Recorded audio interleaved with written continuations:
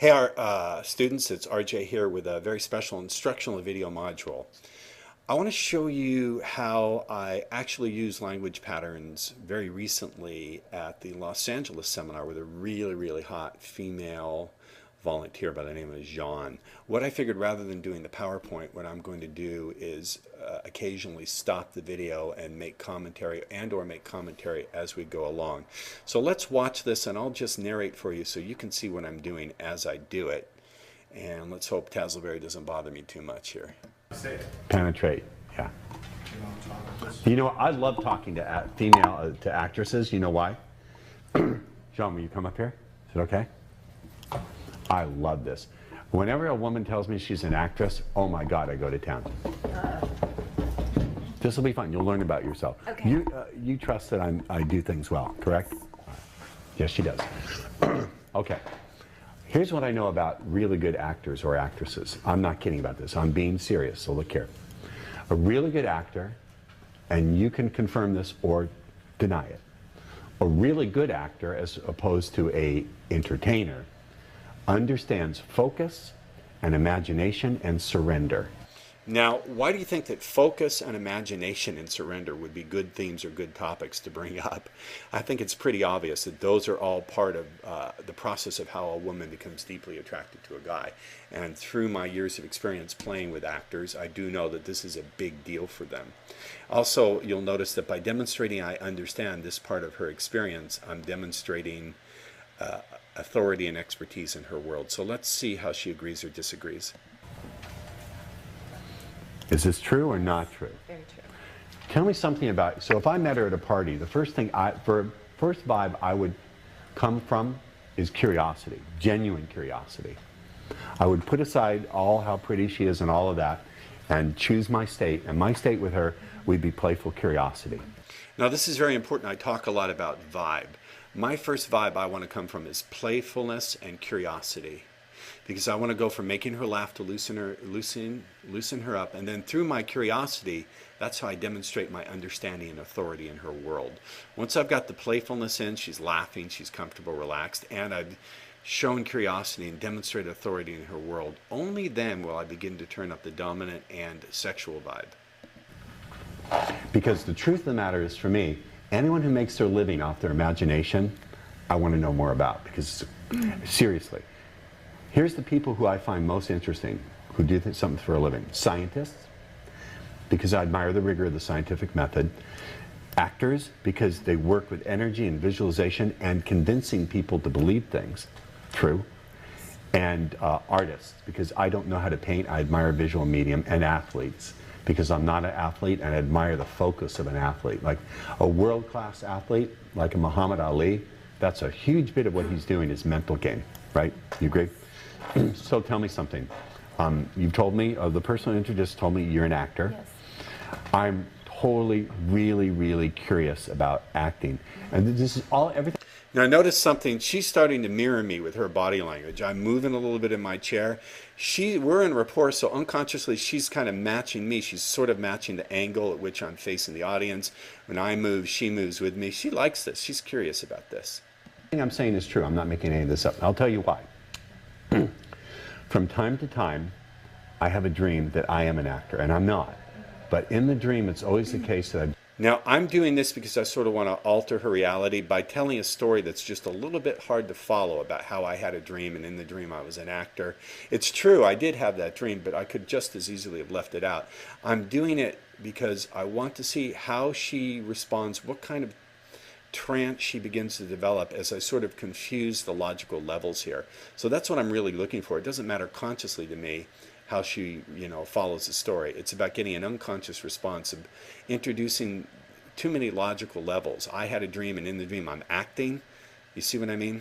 just done a commercial or a guest spot on a TV show.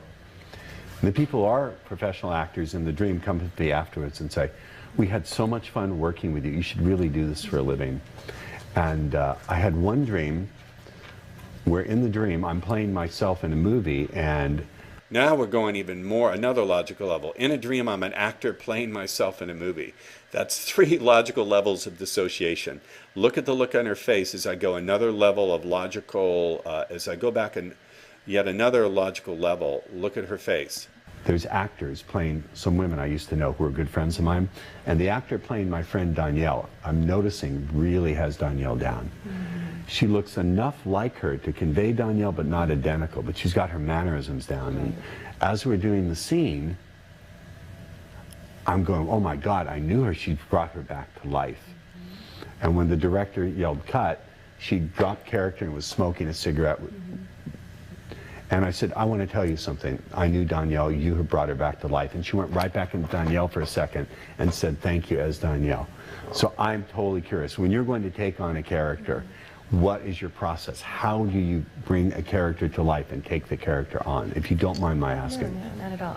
Well, first of all, you try to develop a backstory about the character, about, I mean, even if it's not in the script, their childhood, their wants, their needs, you create a whole world. If it's not created for you in the script, you create that. And you just start to really put yourself in their skin. It's a lot of imagination, but it is creating a backstory very much, and thinking of them as a complete new identity you're stepping into.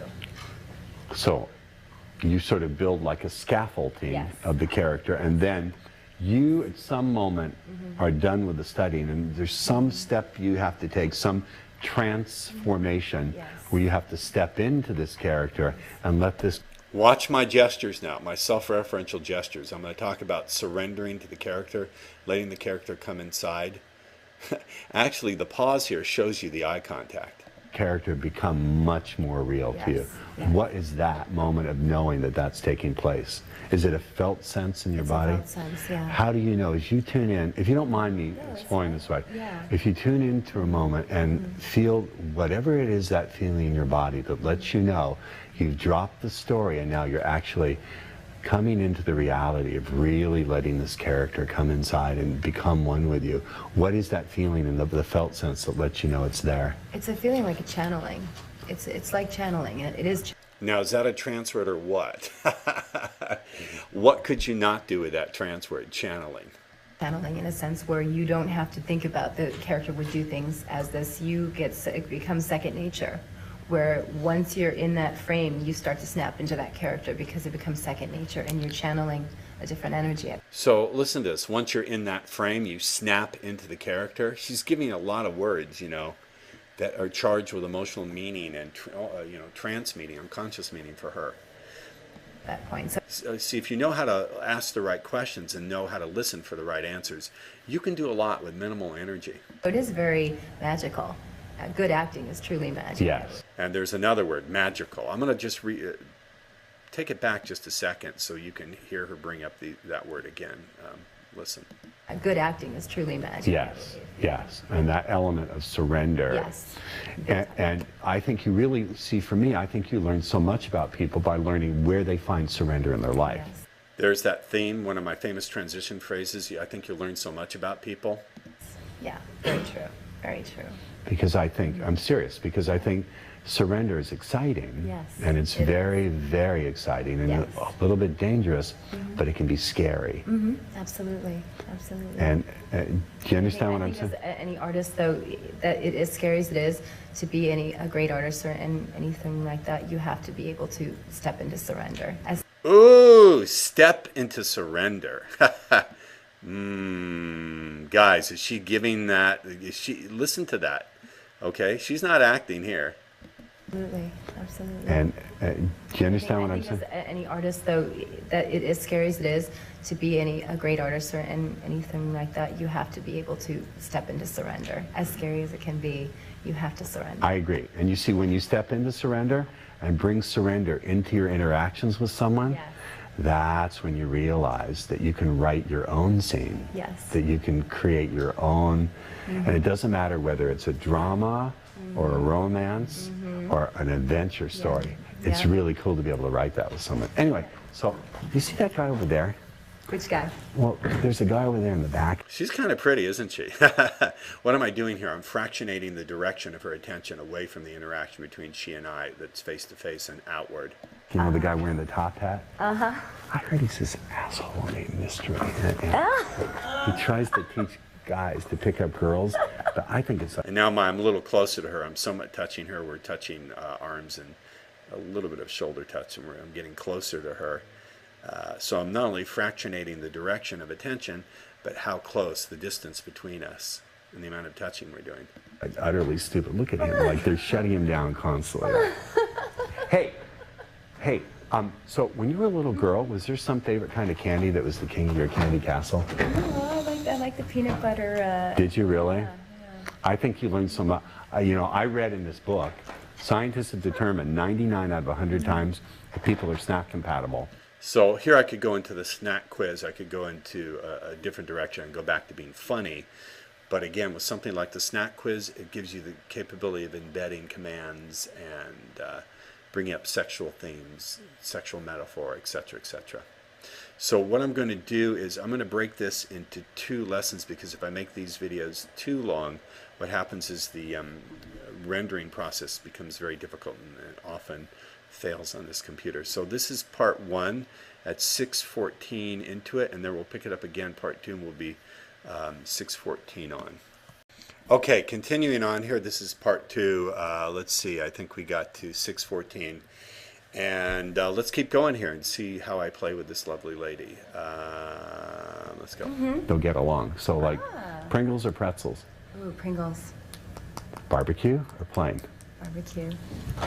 Oh, sweet mystery. See, here we go again. She gives an answer I like, and I'm going to fractionate both the distance from her, the angle at which I face her, the direction at which we're looking, and the amount of physical closeness. And you see the look on her face. That's not acting. That's genuine enjoyment. She's having fun, and so this is how it's done. I wanted you to see how I fractionate the vibe, and I'm fractionating the direction of attention, the distance, the amount of touching, all of it. Real life, at last I found you. Are you kidding me? Barbecue, really? Are you a crumbly Pringle? Like, so we're... And now I'm gonna keep the distance closer than I was before. Now I've given her more of that physical contact. Now I'm not so far away from her as I was last time. You know, And we're more side by side. So I may start out front to front, but as I get closer to her emotionally, I get better responses. I want to move more side to side. Couples sit side by side. Couples who are getting along don't sit across from each other. So unconsciously, that's sending the message too that we're already a close couple. eating Pringles where we don't want to get it everywhere, but are you a crumbly Pringle eater or a neat Pringle eater? Oh, I like a little crumbly once in a while. Little crumb? Now you notice, see how she's matching me? She's matching me. We're in rapport, so she's moving her chair as I move mine. Watch that again. Oh, I like a little crumbly once in a while. Little crumb? You like a little crumbly? Yeah, you do. Anyway, thanks for playing. Thank you, that was fun.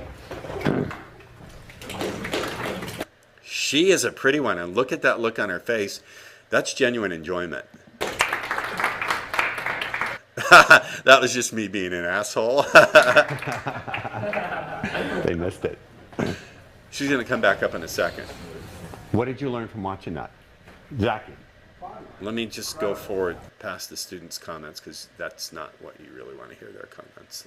Let's hear my comments. Loosening them up, kind of trying to see where there's an opening. Where are they rigid? Where are they open? I'm looking for the open gate and where they're... You know, 10, 15, 20 minutes of playing with, talking to a woman, I'm playing. I'm looking to see where I can get a response. So the rigidity can combine with the open. That's a stupid student comment. Let's bring her back up. Okay, I'm going to bring her back up, so here she comes. I'm talking with a lady. I don't ever want to use force on anyone. I don't want to push against her. Push against me.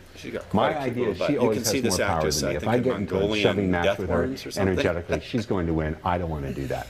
So initially, what I'm actually doing is sort of like just playing a little bit. I want to see where they're loose. Like if we're going to do jiu-jitsu or some kind of aikido, I want to see where her center of balance is. Not literally, but metaphorically, I'm feeling for the center of balance to see where I can move her, where is she rigid, where is she safe, where is she open, where is she a little like going to give resistance. I want to see, and it's better if I don't look at her to do it. If I do it from side to side and peripherally, I get better sense. If I look at her, I get distracted by her pretty Sometimes if I'm stuck on getting intuitions, I will do that. I will defocus my eyes and try to look peripherally. That'll bring the intuitive part of the mind back. face, and then I lose the ability to do it as well. But here's a metaphor. Here's what I want you to do. Put your arm like this. What you're gently. about to see, this is a really fun game I'll often play with women early on, like the first 3 minutes of talking, because it's a good way to create rapport and get compliance and interest and investment. Relax, not hard. Relax, really, that's pushing against me. Oh, okay, like that. Just like this. Hold it up. Don't push. So the name of this game So I'm getting compliance. She's following my orders. is But it's compliance in a playful way. don't resist, but don't lose contact. Do you understand? Don't resist, but don't lose contact with me. Okay. And as we play this little game together, you can take the lead. I'll follow you wherever you go. I'll never push against you, and I'll never lose contact either. No matter what you do, you can but I can take the lead too. Don't push against me, but don't lose contact. So the more, if I look at her, I can't do this because she's really, really pretty. It's a distraction even for me. But if I do this, That's an implied compliment. I didn't say you're really, really pretty. I sort of like stuffed it inside of a complaint. Well, I can't look at her because she's really, really pretty. I can do it. Now, this is just a metaphor. This is sort of what I'm doing. Oh, you lost contact there. Oh. This is my metaphor. I'm sort of like feeling for her balance. Where is she off balance? Where can I take her? Where, you know, she's good. She's got good balance. And if I increase it a little bit, what does she do? Can she keep up with me? Yeah, she's really good. She's got, well, She's really good. So I know she resists a little bit on that line. Like that line there, she has trouble with.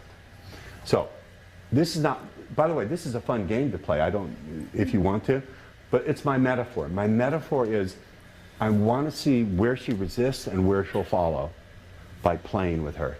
And I'm going to offer little tidbits to see which one she responds to. You understand what I'm saying? And I have to control my state. The more attractive the lady is, the more I have to exercise state control, because she could very easily, if she see the little, you see how she's flirting with me? It's not, oh, it's just a little, all she has to do is put like, just give me just a tiny little bit of sexual intent, just a little bit, okay? See, all she needs Oh, look to at do, that. See how good they are? All she has to do is like a little thing with her eyes. And she can, that's how easy they can just when they're that good looking. is a little bit, and my state starts, and that, see, that's right. That's right. Better, better, even better. All she has to do is give me a little bit. So I anchored her state. She was in a little bit of that sexual state. I caught it a little late. It was diminishing. You can see, so I'll go back. So let me get, this is why I love doing the screen capture, because I can go back. You'll see she's still in a little bit of that flirty sexual state. I think I anchored it a little late, but I got some of it, and so I zipped it up to try to get more of it. That's right. Better, better, even better. All she has to do is give me a little bit. Give me a mile, I'll give you an inch. No, that's not wrong. I give her an inch, she wants to take a foot. I don't know. But so, I have to control my, see, she did it again. She's very, very pretty, and she knows how to use energy, and she knows, now turn it all off. Turn it off completely. Like, okay. See, she had to reset herself with that inhale, but once she did that inhale, she reset her state to be completely closed. You can see that inhale. Off completely. Like, okay. See, she does that inhale and kind of leans sort of on that leg and resets her foot. I don't know if my cursor is showing up here. This person's harassing me. I want them to go away, but I can't. They're like going to give me a job, but I don't want to leak anything. Plug all the leaks and don't leak anything. All right? So she can shut it off just like that. She can also put a smile on her face, but still shut off the sexual energy. Do it. Okay, that's not a real smile. Exactly. No, that's how you do it, right? Shut it off. Now, actually, she likes me so much, it's hard for her to shut it all off. She doesn't want to. There's a part of her that doesn't, oh, wow, look at what you speak with your eyes a lot. You're aware of that, right? But one thing I know about you, you probably know this, but you may not know that you know. Now we're going to do just a little bit more. I'm going to demonstrate a little bit more authority in her world. You do know that you know. You make imagery in your mind very vividly, and you have a gift. It could be a curse, it could be a gift. It's actually a little of both. And as I say it, you're going to recognize it's true. You can look at someone and they think you're present, but you could be 1 billion miles away in your favorite like fantasy or ideal thing you love to do. True or false? True. True? Absolutely true.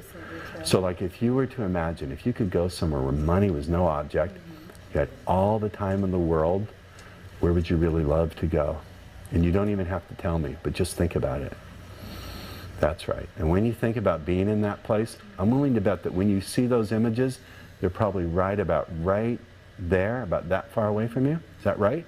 I'm just playing here. I want to see how well just how good a hypnotic subject she can be. And I'm also introducing the idea, without saying it, that she can learn a lot more about her imagination. Remember, part of being an actor is being able to surrender and use the imagination. So I'm sort of, without saying it, going back to that theme, without bringing it up overtly. Right around there? The really interesting thing is when you think about going someplace where you really want to be, and you just let yourself totally step into it, it's like you want to escape. You know what I mean?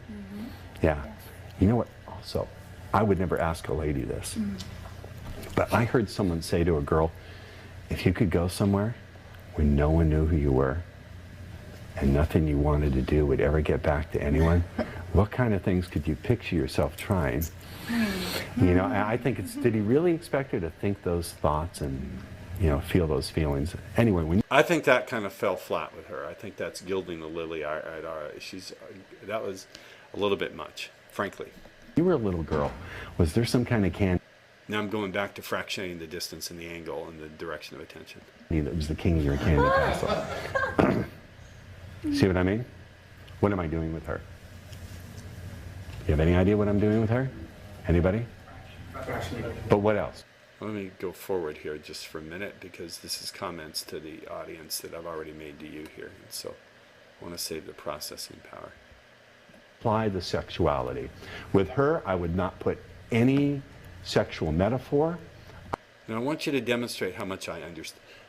Watch this bit where I really get into her mind and Make demonstrate you how much feel I understand welcome. her. You will supply the sexuality. Hold on. With her, I would not put. This is as you see it, so watch. What else? What themes am I introducing? Here's the key. Some questions I ask women, I want them to give me the answer.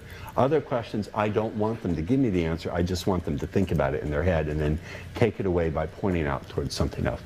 But see, I know the real key about you. I've been watching you, observing you. Here's the real thing. With this lady, the less I say, the better. Because with her, and now I'm not kidding around or trying to show off, but one thing I know, she's looking for someone who's really, really, really, and the word that resonates in my mind Oops, sorry is about solid. that. Someone who's really, really solid. And a really solid guy doesn't have to try. Watch when I say the word solid, her response. I've been watching you, observing you. Here's the real Sorry thing. about that glitch. With this lady, the less I say, the better. Because with her, and now I'm not kidding around or trying to show off, but one thing I know, she's looking for someone who's really, really, really, and the word that resonates in my mind is solid. Someone who's really, really solid. And a really solid guy doesn't have to try hard, and he doesn't need validation from a pretty girl. See? That's understanding. So someone who's solid, who requires no validation whatsoever and knows who he is, and can relax and gently make you feel welcome. You will supply the sexuality. With her, I would not put any sexual metaphor. I would not be dominant in any really strong way. I would be solid and welcoming and gentle and curious. Am I correct? How correct? On a scale of 1 to 10. Damn correct. Now, when she said damn correct, where did her eyes go? You missed that, so let's watch it again. When she says damn correct, look where she looks. She accesses what it would be like to have that, gets the feeling, and from the feeling gives me her verbal answer. But watch. Am I correct? How correct? On Watch where she looks. a scale of 1 to 10. See her look up there? I'll show you one last second. Watch where her eyes go. How correct? On a scale of 1 to Watch where her eyes go right here. 10. See, they went up for a second. She's accessing briefly what it would be like to be with a guy like that. And then she looks right at me. Damn correct. Now, when she said damn correct, where did her eyes go? She looked up here and accessed what that would be like. So, you know, at some point in the See? Even though this is a laugh of recognition, even though she knows what I'm doing, it's still working. Coming week, when you find yourself thinking about this conversation, you'll think to yourself, I got to talk to that guy again. You want to call him. And you'll look for my number right here on this card. I would do something like that. But she showed me, but that's where, when you look there for a moment, you thought about what it would be like to be with someone like. Now, in a real situation, if I was actually sergeant, I wouldn't bring up that's what she's doing. I'm not going to, guys, don't point out, oh, you just access what it'd be like to be with a guy like that. And it's me. In a real situation where I'm actually seducing, I'm not going to point out to them what's going on, but I have to point it out as part of being an instructor, as a teacher. Anyway, I think you get the idea. This, didn't you? Yes. Now, how accurate, how close is that word solid? What was that? What was that point? How accurate, how close is that word Right solid? on the chin. I don't know When I exactly say what that that word was. solid, how close is that to Absolutely. being absolutely accurate? Yeah. Now, this is not a trick. Did we talk about this beforehand? No. How was I able to tune into the fact that that word solid is really important to her, and what's important is to pay attention and to be... I'll give you the answer. The way I was able to do it, because that's pretty much all of the demonstration that matters. The way I was able to do it is because what I was not doing. Sometimes excellence and ability has to do with what you ignore and what you don't do. The rest of this is just fluff and talking about. Let's see if we can get a little bit more useful stuff. Let's see. Say your prayers, do your training, correct? Correct. Correct. But I was talking about how sexual she really is. Let me suggest one addition to you. Solid and available. Yes. Oh, yeah. Solid and available brings one, and someone who's not going to fuck it up because he knows he deserves it. Yeah. Because I know the experience has been occasionally people who Solid, get it and available, someone who won't sabotage fuck it up because they don't because, believe they he knows deserve he it. deserves it. Or they find it and they try to put a leash on it and control. So someone who's genuinely solid enough who doesn't need to do any of that. Right. Yeah. Right? Yeah. Am I right? Am I making any of this up? No. No. I'm reading it from her, and that word solid resonated in my head. I saw it spelled out and I heard it. But it is how you think about it. When do you Very make much that? When did you realize? Okay, so I just wanted to show you that, and I welcome your comments. Hey students, RJ here. So here is another clip of me playing with the fabulous Dorota. And what's noticeable in this clip, what I want you to pay attention to, is how I utilize Dorota's responses. Not just the responses she's having fresh, but the responses she's already had previously. Really, a great deal of speed seduction is about getting a response and then knowing how to utilize it, how to bring it back up. As George Patton said, the famous World War II general, American general, I don't want to pay for the same piece of real estate twice. So let's have a look at this, and let me move this down here. I've learned how to make this full screen, and we'll get going, and I'll make commentary, pause it as we go. By the way, this whole thing is, I believe, in the Gold Walk-Up DVD, is it? Yes. Okay. One of them makes you laugh more than anyone you've ever met in your whole life. The other one is a scandalously good. Now, you notice she started to have a response. Why? If I back it up a little bit, you'll see I'm doing that thing that Dorota does when she gets all turned on. She kind of sticks her tongue out of her mouth to the side of her mouth. So I'm going to fire it off here at like 14 seconds, and you'll see. Good. See, now I'm firing off. You see what I did? I'm incorporating what I learned. So I do one round with her and I see the responses. In the second round, I'm going to incorporate some of those responses. All right? The other one is a scandalously good kisser. Which one do you feel you want it more? So tough. I don't know if you caught that command, feel you want it more. That's so Yeah, tough. it's tough, isn't it? That's a tough one. They're both really important. I think they're both really important too. I think so too. Because I've had both. Like, I had a girlfriend, listen to this, guys, this is true. I had a girlfriend who was so funny. I mean, we would laugh so much. I remember once I was trying to keep her out of the bathroom and she charged low and knocked me down on the floor. I was laughing so hard inside. Now, do you notice what I did when I said so hard? I fired off that little tongue anchor that she does. Watch again. So I'm going to use the term so hard, and that's Ambiguity. Do I mean hard penis or like I'm laughing vigorously? I was laughing so hard. You see that? I fire off, when I say so hard, I fire off her sexual anchor. So hard inside, you just want to So the suggestion is so hard inside you. fall on the floor and collapse completely. On the other hand, you know, I've been with people who I was kind of attracted to, and I wasn't quite sure, but my friend, cousin, says that sometimes Now, I'm talking about my friend's cousin, so I'm stacking realities there. So it's hard to track who am I quoting, who's saying what. he just stopped talking, and then there's that first kind of electric brush of the lips. Yeah, see, she's definitely getting excited listening to that. You know? And then she goes that, ah. Yeah, I know all about that. Yeah, I know. So I think it's important to, if you can find both of Right. those in the same person. But I'll Notice that gesture? I say if you could find both of those in the same person, I bring it together and refer to myself. Now she's going to interject with a comment here. add this. Yeah, Bad please. kisser is definitely kind of a deal breaker. A total deal breaker Yeah, for you me agree? too. Yeah. Like if I were to ask you on a scale of 10 to rate yourself, how good a kisser are you? Wow. I've never really thought about it, although I've been told that I'm a good kisser. Watch this, guys. I've been told that I'm a good kisser. Let's find out. I would do that. I would go, let's find, if I saw, look, see that? Now, see, wow, look at that response she's having. Look how strong she's responding. Let's back it up just a little bit. This is the advantage of having instant replay. So watch. If I saw, look, see that? See that? See that? Turned her on, see? If I was that close to her, I would just, let's find out. And that's a turn on to do that.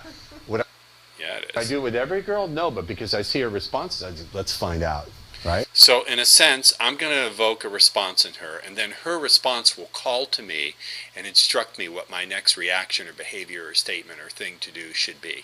Does that make sense? So it's very much an interplay of energy. I initially get things rolling, she responds, I incorporate a response and build the energy between us. Right? That would be hot, wouldn't it? Yeah, that'd be fucking hot. See? You guys are like, oh my God, I can't wait to go do this. Now you want to go try it, see? Because you see.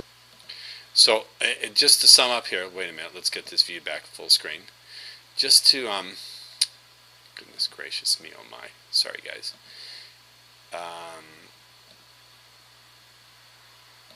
Just to get this clear, I'm getting a response By the from way, this whole Dorota, thing and is, I'm I believe, in the incorporating the Gold Walker responses DVD. that I get, including her own self-anchors, what she does, with her facial expressions, her gestures, whatever, to turn herself on. I'm going to incorporate that when I get more hypnotic with my tonality and use the sexual ambiguity of hard. I'm going to incorporate all of this. So let me know what you think about this. Okay guys, it's RJ here with more Playing with Dorota. I like to, whenever possible, show you films of me in action with a woman because I think it helps, really brings it to life for you to see the responses taking place. I should say, just parenthetically, just some things.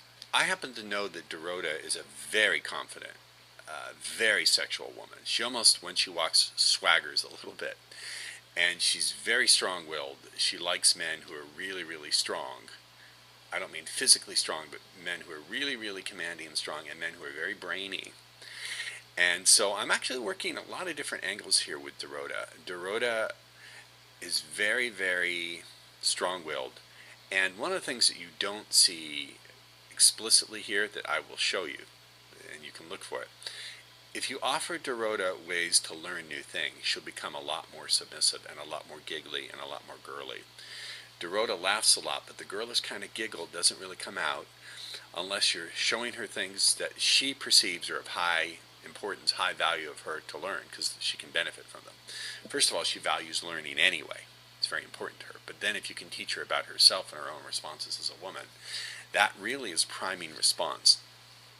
One of the things that you're going to see me talking about in the coming months is what builds responsiveness to seduction language, what builds a woman's desire to be seduced, And that is varying, and it's different with everybody, but here's an example. If you offer something to them that they value highly, I didn't mean demonstrations of higher value in the pickup artist sense, meaning you're of higher value than the next guy in the room, but you offer something that they personally value because it matches their own unique values and needs. And learning about herself as human and her potential usually is pretty high with everyone, but especially with Dorota.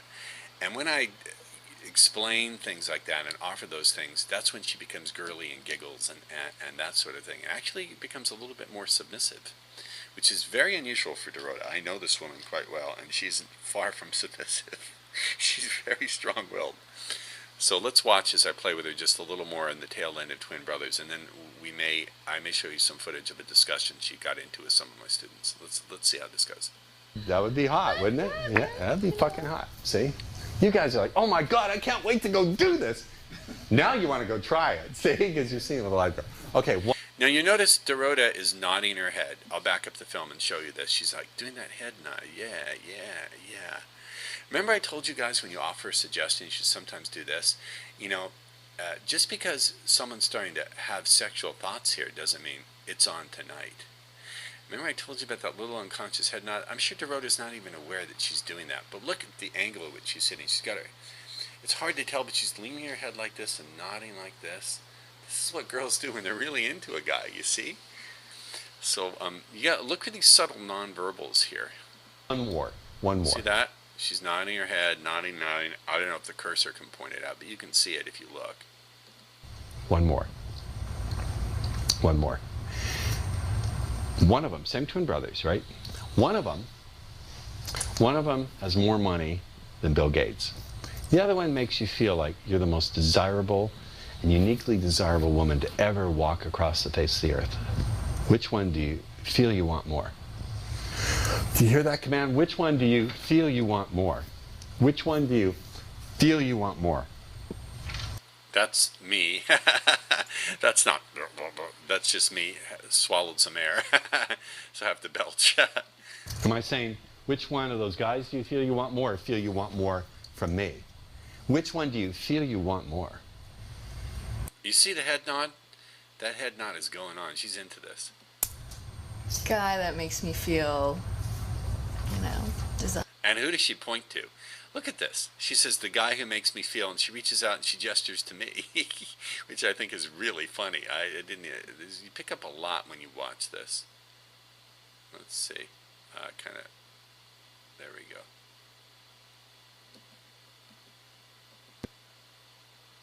go. Yeah, that'd be fucking hot. See? You guys are like, oh my God, I can't wait to go do this. Sorry. Now you want to go try it. See? Because you're seeing. Let's see. It should be right around there. Sorry, guys. Yeah, because that's part of realizing you're ready to be impulsive. Do you hear what I did? No, I just fired off one of her anchors there. I'm sorry, guys. Collapse completely. On the other hand, you know, I've been with people who. Let's see if I can get this. Sorry, guys. Real. Oh dear, technical issues. But in the meantime, as I'm futzing with this, you'll see that. And that's the twin brothers game. Yes. I think you should ask her questions.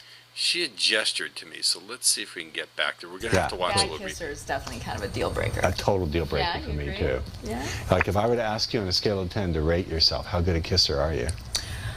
Wow. We've seen this I've never bit, really but- thought about it, although I've been told that I'm a good kisser. Let's find out. I would do that. I would go, let's find, if I saw, look, see that? See that? See that? Turned her on, see?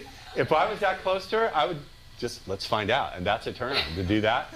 Would I do it with every girl? No, but because I see her responses, I just, let's find out. I am sorry. Right? Right? That That would be hot, wouldn't it? Yeah, that'd be fucking hot. See? You guys are like, oh my God, I can't wait to go do this. Now you want to go try it. See? Because you're seeing a little light girl. Okay, one more. So just watch her head nods One more. again and how she responds nonverbally. One of them, same twin brothers, right? One of them has more money than Bill Gates. The other one makes you feel like you're the most desirable and uniquely desirable woman to ever walk across the face of the earth. Which one do you feel you want more? Do you hear that command? Which one do you feel you want more? Which one do you feel you want more? Am I saying, which one of those guys do you feel you want more, or feel you want more from me? Which one do you feel you want more? Guy that makes me feel, Watch her gesture. you know, She desired. gestures to me. The guy that makes you feel desired? See, my view is I also like to feel desired, Dorota. No, I'm sure you heard that command. Feel desired, Dorota. Look at her there. She's enjoying this. Do you hear what I said? I also like to See the head nod? feel desired, Dorota. And I like to feel desired in a way where you want more. Yeah. Yeah, Yeah. because that's part of realizing you're ready to be impulsive. Now, I fired off her anchor there, that thing with the tongue in the corner of the mouth, and her word impulsive. It's a powerful word for her. Do you hear what I did? I agree. I like to feel like you want more. I like to feel like you want more. Wow. There's the IU shift. I agree. I like to feel like you want more, Dorota. There's the IU shift again. I like to feel like you want more. When you do the IU shift, it creates a little window of suggestive confusion, you might call it, and then the command or suggestion will slide in even more powerfully. That's why I like to use the IU shift. Oh, is that what you said? Yeah. I didn't even notice that. I know. I like really. I like to feel like you want more, Dorota. Yeah. I like to feel like you want more. You hear the suggestion?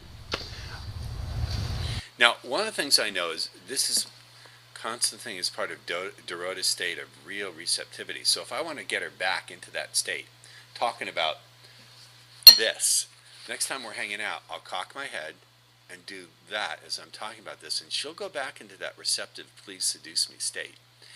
What I want you to get is the language may help her get into that state, and does, but once she's there, her own ways of telling herself that she's in that state, her nonverbals, meaning that, I can simply copy those, and when she sees me copying those, she won't pick up on it. She'll just go back into that please seduce me state. This is the advanced class stuff, guys. Language is very important. It helps to create the states, but then when they're in them, they're going to do things when they're in them that are sort of like their own, what can I say, their own desktop icons that they click on unconsciously to get back in the state. So I'm just going to copy that. Let me just do a little bit more, and then this is going to be a huge file that will take forever to render. Definitely. Yeah. And that's the twin brothers game. Yes.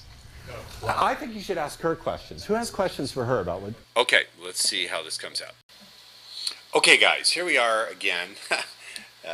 More playing with this girl, Christine. And again, I'm going to use this module to show you some things about her responses. What we're going to be doing here is, first of all, in the first part, showing me playing the snack quiz with her. And you'll see the quality of responses. And then I'm going to start demonstrating authority in her world. I'm going to switch the vibe and make an observation about her. And you can see the quality of the nonverbal rapport dramatically shoot up. So let's just play with this, and we'll stop it, and I'll make my comments as I go. Compatible. Okay, ready? Pringles or pretzels? Pringles. Damn. I knew you'd flunk that P test. That's too bad. But it's 2 out of 3. Okay? It's 2 out of 3, so let's try another one. Okay, so Pringles or pretzels? Now, she's thinking, well, what the hell is that supposed to mean? But she's still willing to play. Many of you guys sometimes have the response like, what if she doesn't get it, or what if she thinks this is weird? She does think it's a little weird, but it's interesting enough that she wants to keep playing. So one of the comments I'll make, because she is so expressive, you'll notice these are like, what? But she turns right around and keeps playing. How about this? Ritz crackers or little goldfish snacks? Ritz. And you see, she searches herself for the real answer. She sort of looks a little bit to the left and then finds what the answer is, and then gives me the answer. So she's right along playing with it. Yes. Okay, but do you like them naked or with something spread out all over them? Now I'm leaning on the sexual innuendo there just so you guys in the audience can hear it, but it's okay with her.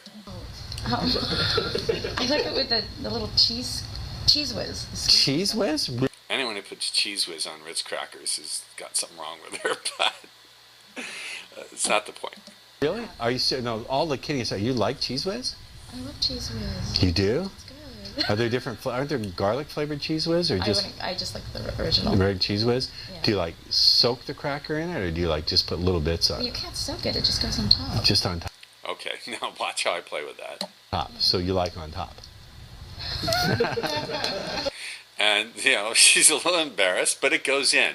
One of the things I tell you guys is when they laugh, they're not laughing it off. They're laughing it in. Laughter is a way of opening up the energetic channels in the body, opening the mind to receive the sexual response. So it's having an effect, even though she knows what I'm doing. She's a little familiar with my work already. She's researched me before she came to the seminar because I know her somewhat, very slightly, but I know her.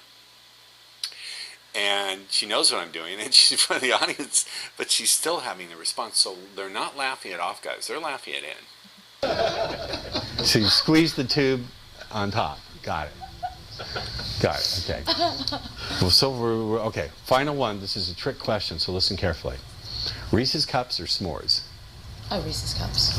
Yes. Okay. The big one. Now, look what she did with her tongue. Like, look at the facial expression. Look how responsive she is. So that's like, She's got. This is what I call a self-anchor. I don't know how well I can back up this tape here. I don't know. It's a pretty big file. We're going to try it and try not to go too far back so you can see that expression. Okay, so watch the facial expression where she accesses some real pleasure there. In it, or do you like just put little bits on You it? can't soak it. It just goes on top. Just on top. So you like on top. So you squeeze the. And so you see that little, which you looked up a little bit, and she visualized being on top. Let's try this again. So it's really useful. This is not really so much about the snack quiz. I've already done the snack quiz to death with you guys. You've seen it a million times. This is really about noticing responses. Tube on top. Got it. Got it. Okay. Well, so we're okay. Final one. This is a trick question, so listen carefully. Reese's Cups or s'mores? Oh, Reese's Cups. Yes. Okay. The big. Oh, you see that? She really likes Reese's Cups. That's her self-anchor for some oral pleasure there. One. The big ones or the little tiny ones? Just the regulars. Regular size. Now, do you like eat the whole thing in one gulp, or do you just take little bites and tease yourself with Make it? it She makes it last. last as long as possible. Now, is she playing back with me?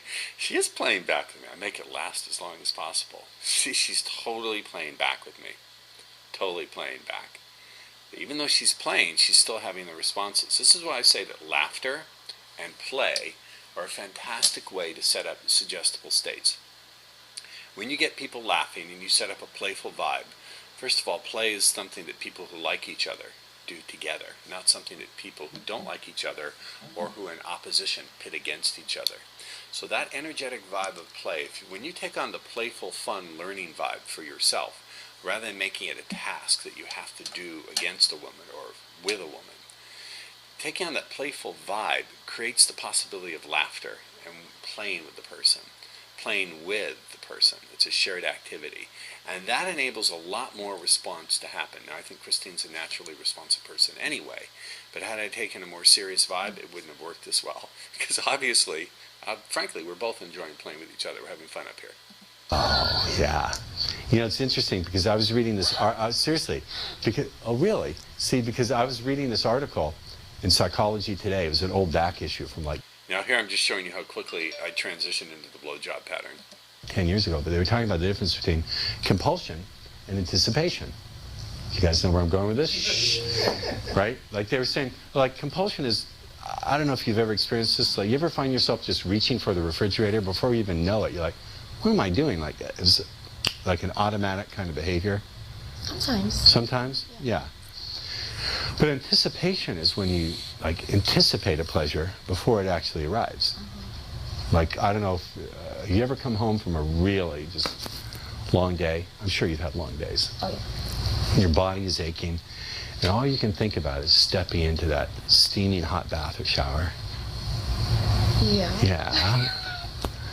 Where am I? You see where I'm going with this? Okay. And there's that moment where you just, which do you prefer? I like baths. I'm straight, but I like baths. Like, I like baths, but straight. You like baths? yes, I like hot baths. If I have to choose one. If you what? If I have to choose one. If you had to choose? Yeah. It's like my friend was saying that she had a roommate who said, because she liked baths so much. Now, look at her expression. When I start talking about, I have a friend who said that she has a roommate who said, the minute I start stacking realities and making it unclear as to who the speaker is it the friend? Is it me who's relating a story about me? Or is it the friend? Or is it the friend's roommate? Notice that sort of look of a little bit of confusion, making it hard to consciously follow. That's the point of that pattern. When you can create just a little bit of creative confusion, it enables the person to have a more suggestible response. Much that, you know, there's, you prepare it, and then there's that moment of sliding in, where you just let the water take you, you feel the warmth of it, you feel the relaxation of everything, and it just feels great. Now she's back into her body, feeling some of the response. So she went from the confusion to the body response. Or the example they use in the article is, I don't know, do you like chocolate? I love chocolate. What's your favorite kind? Belgian. Belgian? The little ones that come in the gold ballotine that are look like squares. Oh, she knows what she likes. Oh, I love those. Well, so the same friend who had a roommate, she was talking about with chocolate, there's times when you want to eat it right away, but then there are times when you anticipate it. You think about it, you come home, and she says you slowly unwrap it, and you just touch the tip of it to your tongue, and then there's like an explosion of pleasure in your mouth. It's like awesome, right? And then you swallow it all down. It feels so good. You know, see, the innuendo is going in. The innuendo is going in. See, I mean, seriously, I used to think I'm very like left brain kind of guy, but I used to think just from here, but I think sometimes the unconscious mind can go down. I know what you're doing.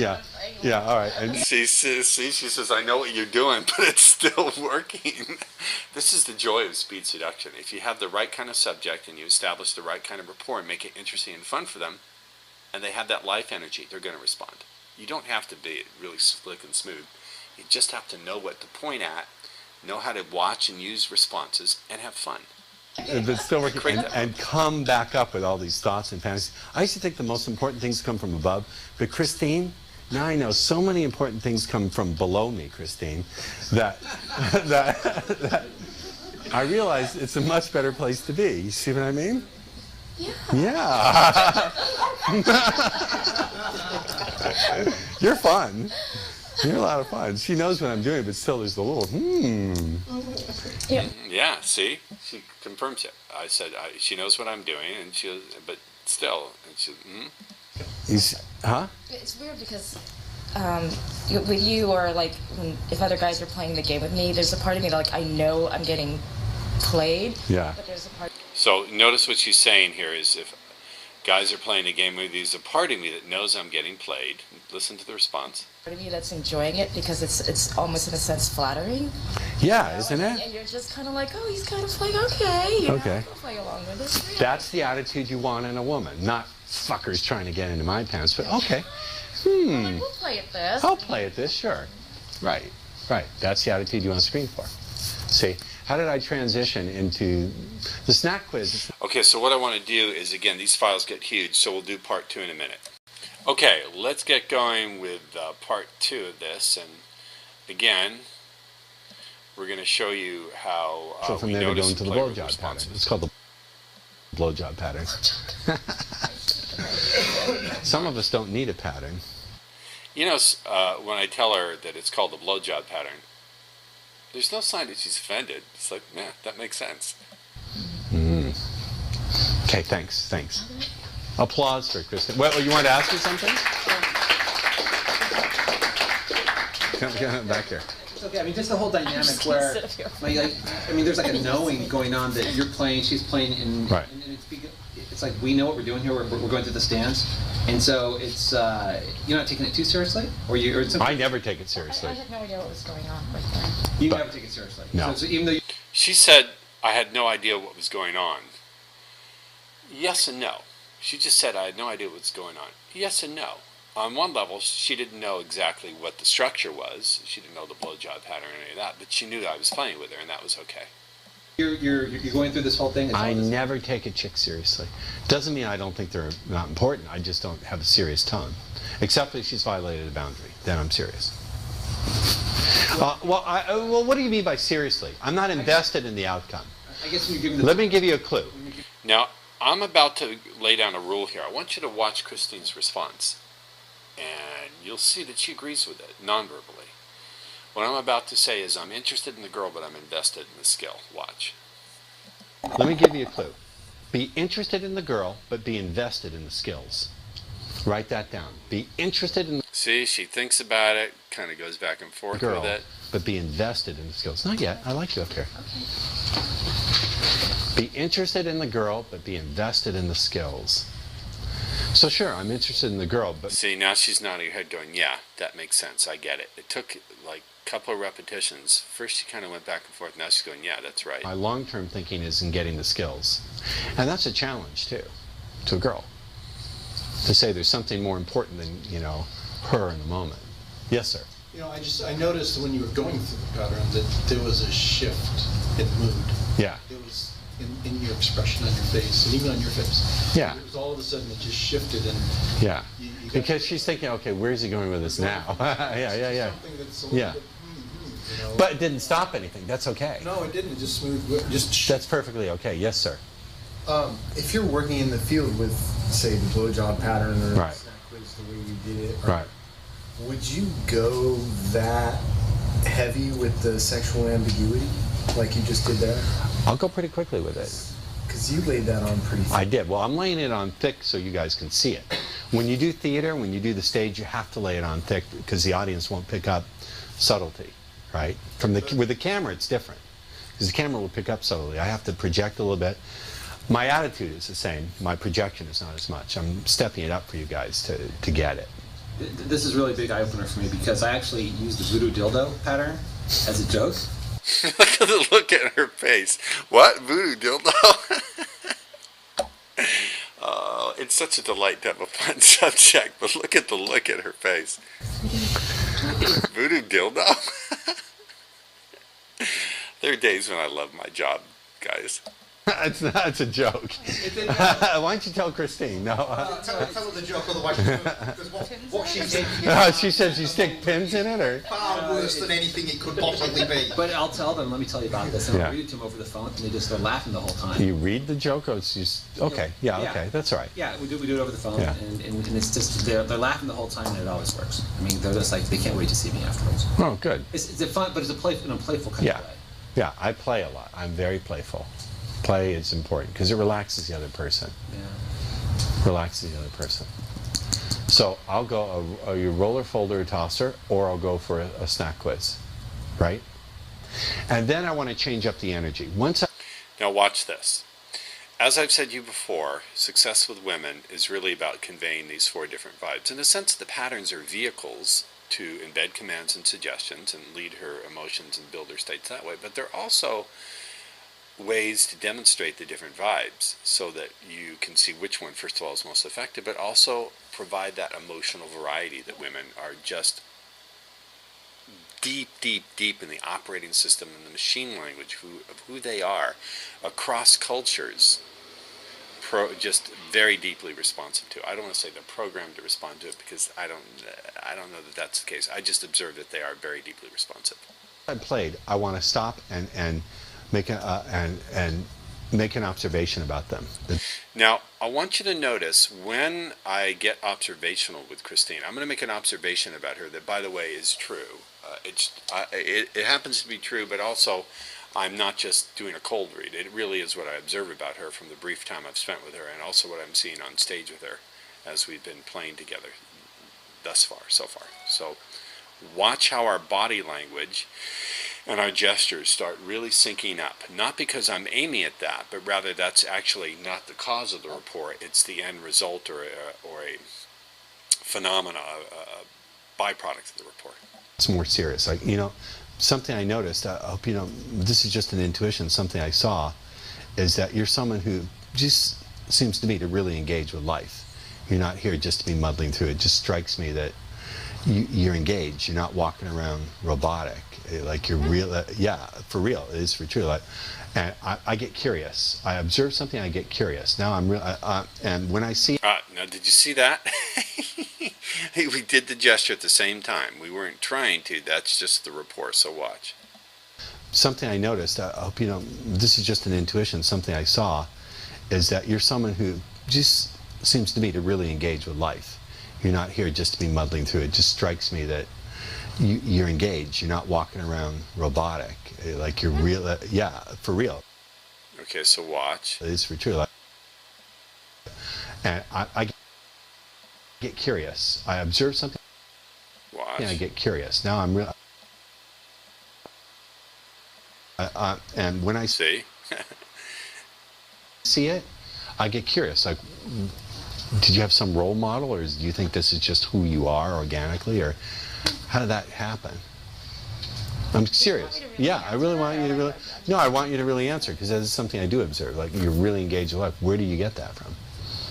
It's a long story. It's a long story. I would ask her to tell me if we were. Now, look at our posture. At some point, I shifted. I didn't do it consciously. I wasn't consciously trying to match her. I don't even think about that at all. But now, our postures are much more close to each other. I didn't even realize I did that. It was completely unconscious. I didn't even until I saw it here. I was really mean, and from that I would pick up on things. You get it? Thank you. It's warm in here. Can we? And when I look out, she Does it looks feel out. warm in here to you? It's a little warm. Can we, Lisa? Can we turn it down? Thank you. If you're really asking me, or you're I really am asking. using me as sort of a like, Both. But I'm actually I'm always using. No, not really. No, but I already know some of the answers. Okay, thank you. You can go now, for real. Nice foot gear. Okay. So that's just some more instruction with her. I hope you see that. What have we learned here? Well, we've learned that play is a really great way to introduce stuff. We've learned that the patterns and the language constructs are not only ways to use embedded commands and suggestions and open up the parts of the woman's consciousness that we want to open, but also they're ways to demonstrate those vibes, the different vibes that excite women and provide that emotional variety that women just deeply respond to. And you'll notice that after being playful for a while, I then will switch the vibe to being more curious about her and using that to demonstrate authority in her world. Now, how do I demonstrate authority in the world? Well, just by the nature of the question, saying, you know, it strikes me that you really, really are engaged with life. That's a deep match for how she thinks about herself. All right, I want your comments, guys. Hey, guys, it's RJ here. This is sort of like a little, I don't know, consider it a bonus module because it's going to be short, but it illustrates something really interesting. People often ask me, how do I know when I've got a really good subject? I don't even like the word subject. It implies something incorrect about the power dynamic, but how do I know when I have someone really responsive? This little clip, you're going to see me doing something with a girl, Christine, and then later, as part of the actual modules, you'll see me working with her again, or playing with her again. Christine is profoundly responsive, very, very trancy. And you're going to see me just demonstrate a little bit of what I call the intrusion principle. That is to say, when I first meet a girl and I shake hands, I hold the hand just a little bit longer, just to see how she responds to that little bit of an intrusion. And you're going to see here, Christine actually gives me a really strong hypnotic response that I was not expecting. So let's just watch a little bit of this clip, have some fun with it. Okay, so here we go. Okay, so where do you go from here? You've introduced yourself. Oh, one more thing. Can I borrow you one more second? I won't pick on you at all anymore, I promise. If you just let me borrow you. So up she comes. Thank you. So I'll say. Okay, now watch. So I'm going to do this little handshake thing with her. And first of all, look at the quality of attention she's giving me. Look at the eye contact she's giving me, like immediately. She doesn't stop to look at the audience or look to see. This is one thing you're not seeing. You're not seeing her looking at the audience or checking to see what other people are thinking of her. Right away, you see the eye contact there? She's giving me her full attention, ignoring that there's a room full of people and a camera on her. So right away, that's something to look at in terms of really good response. But let's watch a little more of this. Watch what happens. My name's Dick Face. I'll hold it just a little bit longer than I should and before I release. Now look at her hand. She does not put her hand down. She's going to leave her hand there. This is what we call catalepsy in hypnosis. It's mild catalepsy, but catalepsy nonetheless. The normal thing would be for a person to just put their hand down when the handshake is over. I've seen this with women when I'm doing something and we're having a bite to eat. They'll hold their fork like this and just hold it, and they're not even aware that they've stopped eating. I'll watch. They've held it like 5, 6, 7 minutes. They're completely entranced. So watch a little bit more with this delightful girl. It's what I call the intrusion. Now she starts to put it down, and I'm not even re-extending the handshake, but she's already responding. She's not looking at my hand, but peripherally she sees the hand. So she's going to put her hand back up. Watch. Principle. I'm not invading. I'm not touching where her swimsuit covers yet. At the same time, I'm just holding the hand just a little bit longer than I should, and then I release. Thank you. So I just thought I wanted you to see that as an example of someone who's really, really responsive.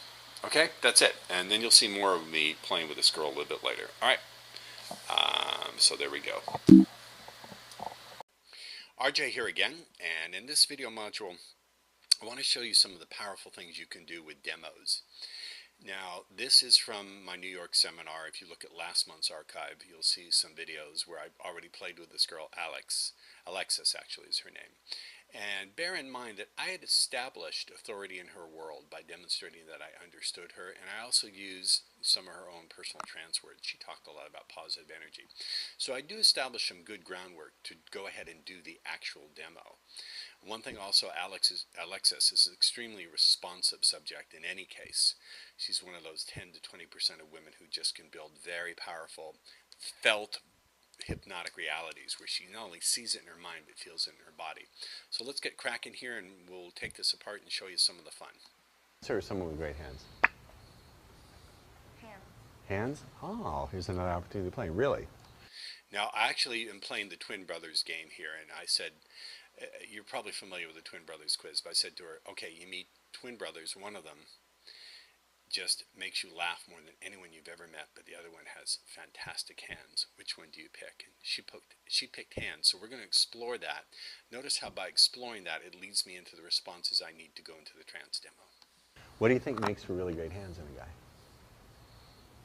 Is it technical skill? Or is it the way he makes you feel comfortable being touched, or the energy he moves through his hands? Energy. Yeah. Ooh, this is going to be fun. Hold my coffee, boss. So her response is energy is most important. So that tells me, okay, she's told me energy is most important. So let's do a demo where I show her how to feel energy. That just makes sense to me. It follows. So you see the transition there. Energy, I agree. Yeah. I bet you're really sensitive to energy, too. I like to think so. Do you believe in it? Yeah.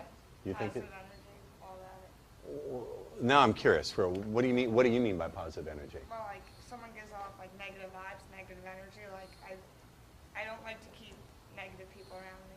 I agree. Positive energy is really cool, though. Yeah, it really is. So if you want to see something cool, put your hand out like that. So how do I open up? I say, do you want to see something really cool? It's that simple. Write that phrase down. Do you want to see something really cool? That phrase has gotten me laid a lot. Cup your hand. And I don't know if you can, I'm going to sort of like build like a little ball of energy between you and me.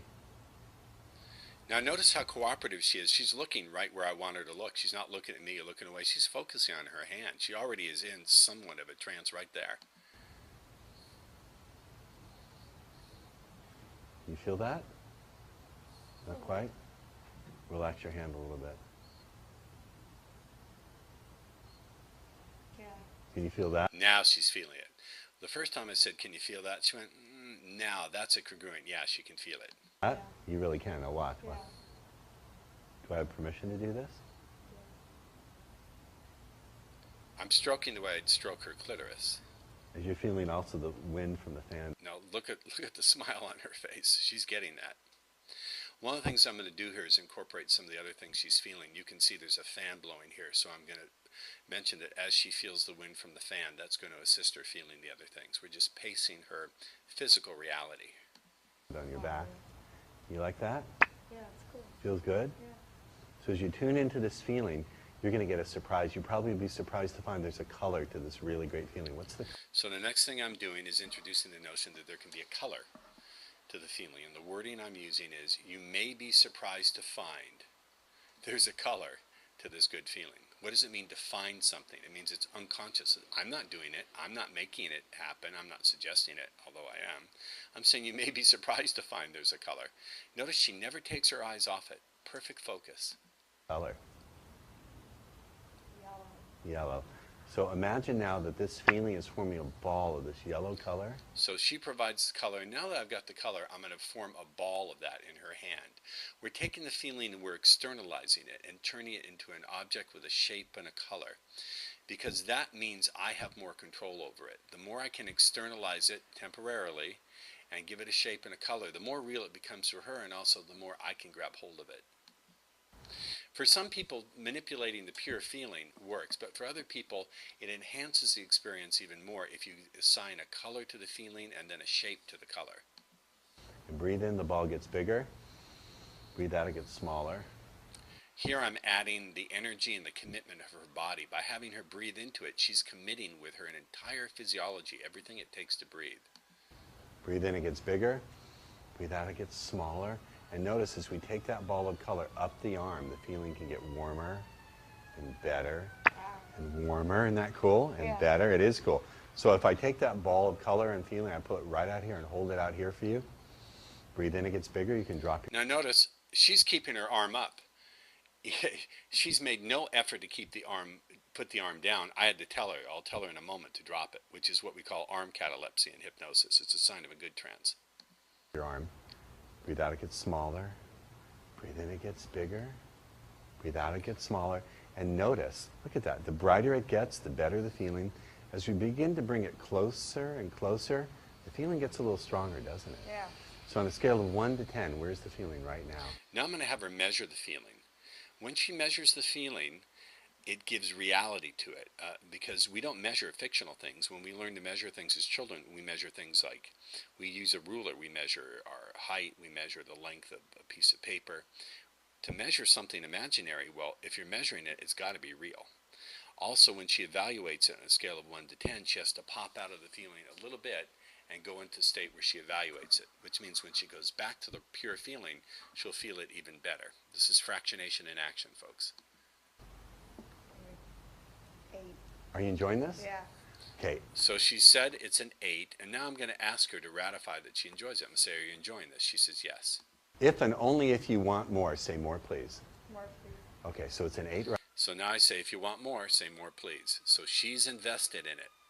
right now. She's invested with her physiology through the breathing. She's invested by measuring it.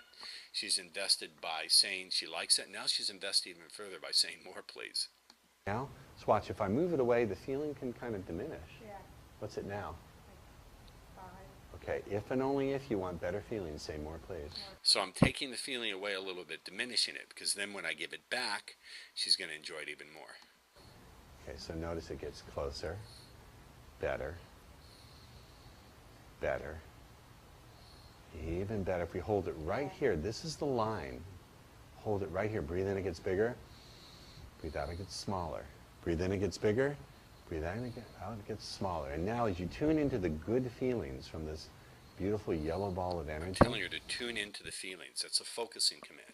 Anytime you hear me say tune in or focus in, it's putting her back into her body, so she's really getting the body sensations. Notice how you can also tune in to your anticipation, to your desire for more. Yeah. Now I'm taking her not just to the raw experience of pleasure, but adding in the element that she's going to desire more. We want to build back and forth between the pleasure she's feeling and her desire for more. Why is this important? Because it builds into the pattern in her mind that whenever she thinks of the pleasure she's had with me, the desire to have more with me will kick in. This is the opposite of buyer's remorse. This is buyer's reinvestment. That's right. Like if you've ever been on a really hot day and you're down at the shore and you're anticipating putting your feet in the water for the first time. So as you tune in to your desire for more, tune in, look at it, tune into your desire for more. And it's interesting, the better you feel the good feeling, the more you tune into that desire for more. The more you tune into the desire for more, the more you feel that good feeling. Close your eyes, take a deep breath. I'm going to take that ball of color and put it right there. Take a deep breath and let it explode through you. Breathe into that really good feeling. Better, better. Now on a scale of 1 to 10, how good does that feel?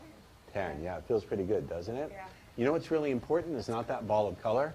but what's behind it? Exactly. That's what matters, So right? I just put Difference. myself behind You it. don't say yes to things that aren't valuable. So the fact that she's saying yes means it's valuable. You don't ask for more of something you don't want. It was a little bit of a jump cut, but I'm now explaining what I did. So every time, hold on just a minute, every time she says more please, she buys into the assumption, the presupposition, the frame, that it's something she's really enjoying, and it creates the sense, did you get the sense I was doing something to you up here? Yeah. That I was doing something to you? Yeah. Okay. But did you also get the sense that you were participating in it as well? 100%. Okay. So It's like, she, in the, oh, sorry. Yeah. But like in the beginning, I like, at first I wasn't like, you know, you said loosen up, I was like not feeling it, but once I like let myself, you know, get more into it. So I was even though I was leading the whole thing, she got the sense that she was a participant and co-creating it. The difference between being a perv, who's 30 years older, who's shoving a yellow ball of pleasure into her, and so a cool older guy who's showing her something really hip she wants to learn about, is she's participating by saying, yes, I like it. She's measuring it. Every time she measures it, she makes it more real. When you were a little girl, did you learn to use a ruler? Yeah. Huh? Yeah. Okay, so early on, you don't measure imaginary things, you only measure real things. I'll say it again. You don't measure imaginary things, you only measure real things. Therefore, if you're measuring something, it must be real, even though it's totally imaginary. You get it? I'm getting her to buy into all of this. Plus, every time I say to her, on a scale of 1 to 10, how good does it feel? She has to stop and consider it. She has to come out of the primary feeling, consider it, and go back into it, which makes her more able to experience it. Does that make sense? Yeah, that's exactly right. Come a little bit closer, sweetheart. You're doing fantastic. You're really good. No, you're very comfortable on stage, too. surprised. I'm not usually a stage kind of gal. But you're very comfortable. I mean, it seems like you're born to be up here. You're doing really well. Thank you. Now, you're welcome. Now, where could I go from here? Well, I'll show you something. Did you say that you like the guy who's a dancer or the guy who knows how to touch? The guy who knows how to touch, right? I'll show you. I don't know if you're really ready. Here comes some erotic touch, guys. Whip out your hankies. I probably shouldn't show you. So anyway, what does that do? Like, no. See, so I said I was going to show you, then I said, no, I probably shouldn't. I took it away, and then she's like, ooh, show me more. Show me, right? Take it away a little bit. Right. I didn't know if I should go. Huh? I didn't know if I should. That's like Of course. what I was thinking. Okay, I'll show you something really cool. Can you take hold of that again? Okay, so you know how to quickly, easily, and powerfully see that yellow ball of beautiful color and good feeling? So watch this. I'm going to take some of it. Breathe in, it gets bigger. Breathe out, it gets Look how smaller. quickly she I'm going goes to back into pour this some of it into this hand. So now, notice how clearly you can imagine my hands are soaked in that color, right? Breathe in and out. And now anywhere my hands touch, that color and that feeling will flow to. You ready? Yeah. So take a deep breath. And now I'm just going to touch right here. Is that okay with you? Now notice, take a deep breath. Watch Close the your eyes pleasure as I look on touch her right face. here. All that color and all that feeling begins to flow right here. You feel that? Yeah. Feels good, doesn't it? Yeah. Breathe in, take a deep breath. That's called Better arousal. and better. And dudes. notice, the brighter the color, the better the feeling. The better the feeling, the brighter the color. But notice you can also tune in not only... By the way, this girl's a little hottie. That dress is hiding her body. She's got enormous breasts and a tight little body. You cannot tell from this, but trust me. to the good feeling, but to how your body is opening to receive more. And it doesn't matter whether you tune into where you feel the feeling flowing first. You hear the focus in commands. I've gone over this before. Or whether you tune into where you feel the feeling flowing next. Or whether as you take a deep, deep breath, you tune into where you feel it flowing, it feels absolutely the best. What matters is you open your eyes and look at me. Wow, look at that look on your face. You look like you've had like 3 or 4 drinks. Don't you? That's cool. Don't you look Or like 3 or that? And 4 look how orgasms. and you know, after you've had 3 or 4 drinks, suddenly someone appears a lot more attractive, don't they? Yeah, that's pretty. You hear that squeak? Now look at the look on her. Doesn't she look like a little? Look at her face. Didn't she look a little stoned? Now I'm addressing her girlfriend who has been in some of the demos with her. I don't know if you can hear the girlfriend's answer, but listen up. Doesn't she? You're a good friend. Doesn't she look a little like drunk? She always looks that way, do you? No, she said it's not what she looks like. Oh, what does she look like? Oh, okay. All right. Well, that's pretty cool. Now, I don't want to suggest that each and every time you come up and participate with me, or even just think about it, that beautiful color and that great feeling can get even better. Huh? That's cool. That's pretty cool. See, now I'm a cool guy she wants to hang out with. He just happens to have all these anchors. Okay, so that's pretty much the demo. By the way, she's been calling me and calling me and calling me. So there you go. I appreciate your comments. Put them in the members. Hey, it's Ross Jeffries here with an Answers to Students video module. Actually, it's an instructional video module. This is a student submitting his hidden video, hidden camera Sarge, and I'm critiquing it. I actually filmed this at my sister's house, and my guest commentators are my pimp nephews. So let's give this a watch. You're going to love it. Hello, Coaching Club members. It's Ross Jeffries here. I'm coming to you from my sister's house, where I like to occasionally hang out. Hello there, Sissy. She's just looking at me. Well, this student submitted a SARD, so let's have a look at it. I'm going to comment it on real time, and we'll see how it goes. So here we go with my screen capture program, and let's go for it. Excuse me, ma'am. I don't mean to interrupt you while you're standing here smoking, but as you're looking at me, wondering what I'm about to tell you. Now that's interesting. As you're looking at me, wondering what I'm about to tell you. That's a nice pace. Okay, I like that. Nice hypnotic language. She looks a little drunk from the glazy look in her eye, but let's keep going. I say you look absolutely stunning. Well, thank you. My name is... Okay, I would pause a little bit more. You look absolutely, pause after absolutely, stunning. Saya. I'm really nice to meet you. Nice to meet you too. Would you consider yourself a roller, a tosser, or a folder? A what? Now look at that response. That's the response you want to get, a folder, roller, tosser. You want the response of they're not quite sure what you mean, so they're curious. Good going. Roller, a tosser, or a folder? I have no idea. Alright, well, imagine this. I don't know if you can imagine this, but let's say we're about to go on a vacation, wherever you I am want on to go. vacation. Oh, you are? Yes. Okay. She's very playful with you, so she says she is on a vacation. I might have played with that and gone with that, but let's keep going. Hello, beloved nephew. Hello. I'm criticizing this guy's Sarge. Well, me and you, we're about to go on a vacation in a hotel. We're packing our bags. Would you roll your clothes in there? Would you toss them in there? Or would you fold them? You fold them? I'm a roller. I like to roll my clothes in there, make it all nice and neat. The only thing is, folders and rollers don't really get along too well. There's some sort of chemistry involved, you know what I mean? Right? Yeah. So it's hard asking.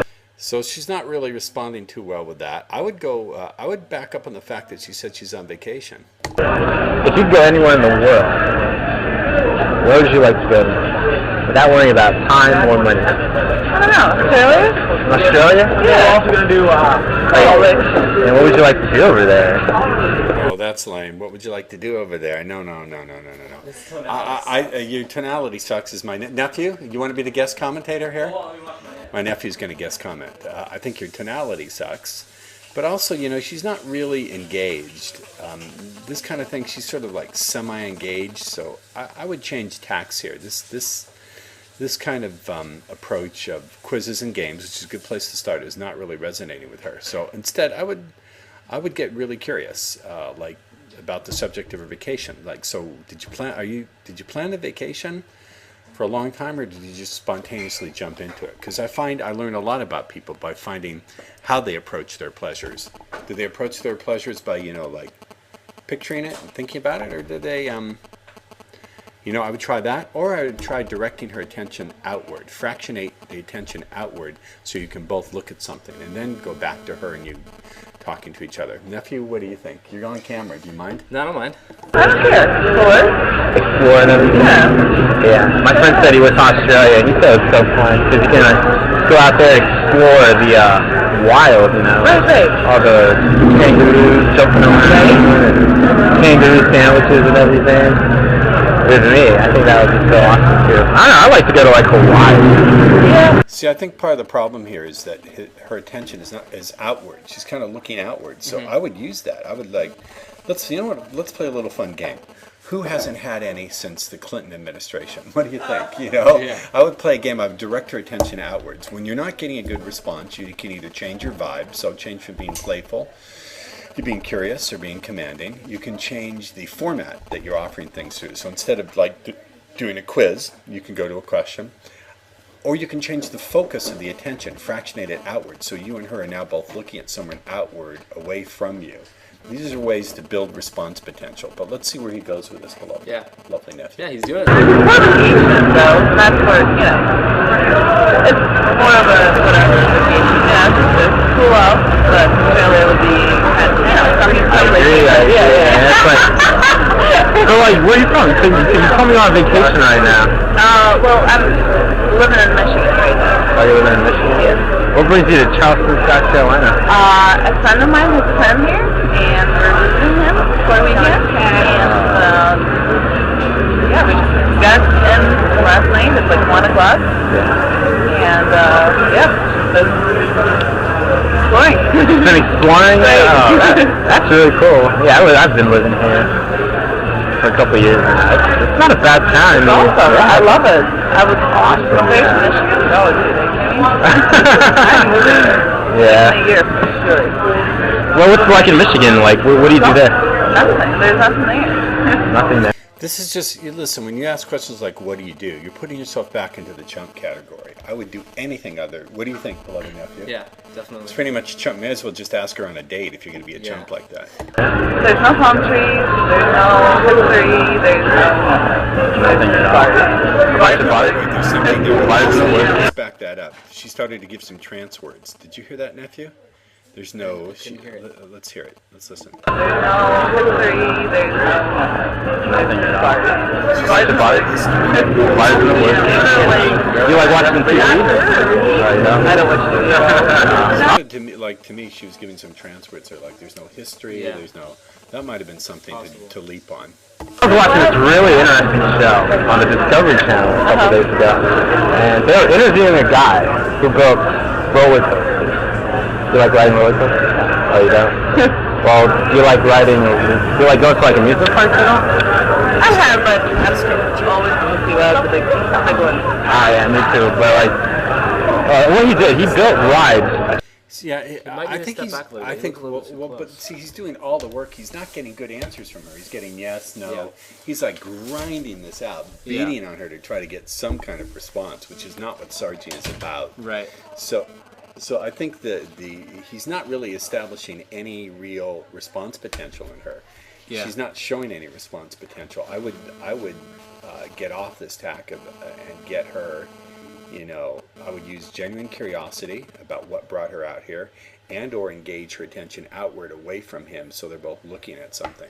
Because he's just beating a dead horse here. And also if you're going to use small talk, you should use small talk more to get into a theme that's useful instead of just going back to it. Yeah. Little small talk is good to fluff, but that should be a segue into something that you can use. But instead he's just getting her engaged in the small talk, which is not a good idea. I saw one thing, which you said there's no history, there's no whatever. I would go, really?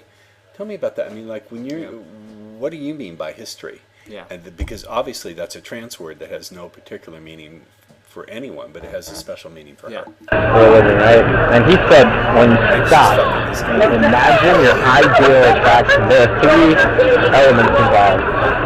You know that, he said when you take this ride, you feel a high state of arousal, like, that first... Yeah, for sure.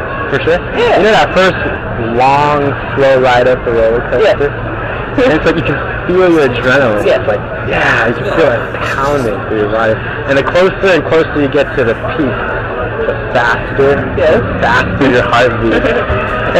And when you reach the peak, and as you go down, you start screaming with excitement.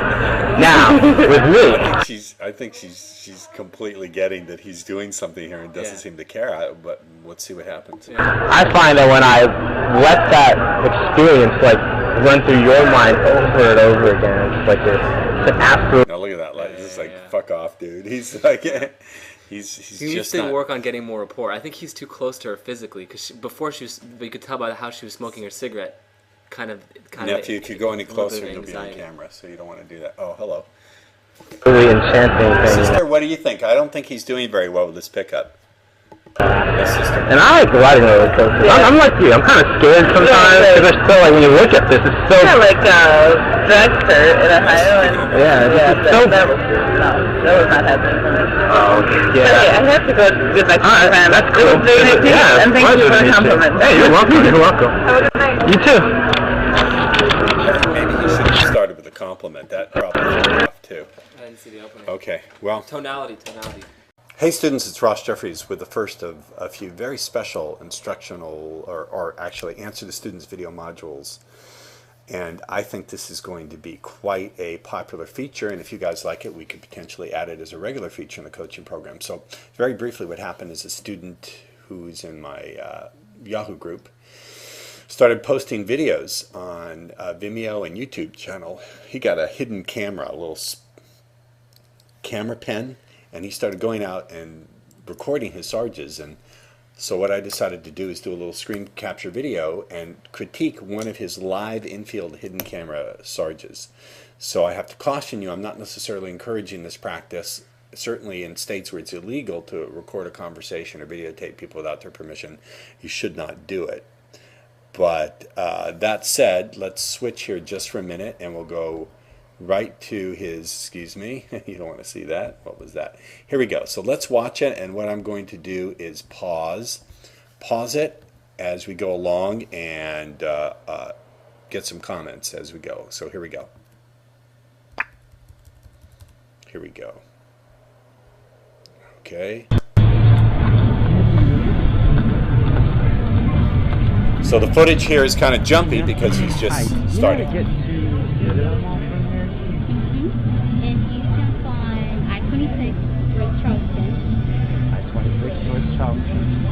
then you take exit 2.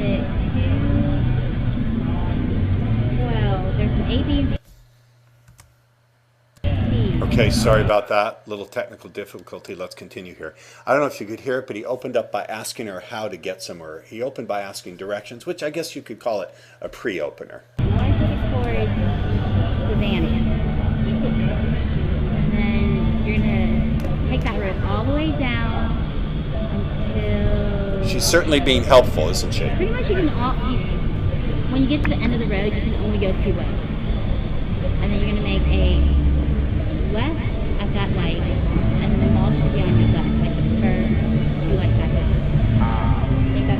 Let me ask you something real quick. Okay. You caught someone shoplifting. Would you turn them in? Yeah? You would? Oh, okay. What's the situation? Oh, because you took my breath away when I saw you. Okay, so there you see the put on. He did a little bit differently. He said, you know, if you saw someone shoplifting, would you turn them in? And when she said yes, he said, because you took my breath away when I saw you, which I actually think is even better than my line, which is because you take my breath away. His is actually better. I think it's actually more vulnerable. It comes off really cool. So good improvement. Let's see how she responds to his put on. That is... I'm... You see, she says she's laughing and says that's a really good line. So he's doing pretty good so far. So glad that you laughed, because when I saw you from over there, and I just had to make sure you had a sense of humor That is really before I introduced myself.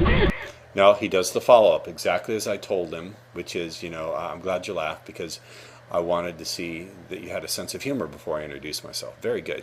Let's keep going. I'm Anna, by the way. Your aunt?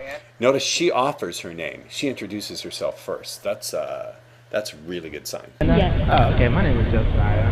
Were you really looking for directions? Nah, I try to think of something to say. That's really good. You like that? Yeah, that's really clever. Oh, awesome. You go to like school? What do you do? I go to Charleston Southern.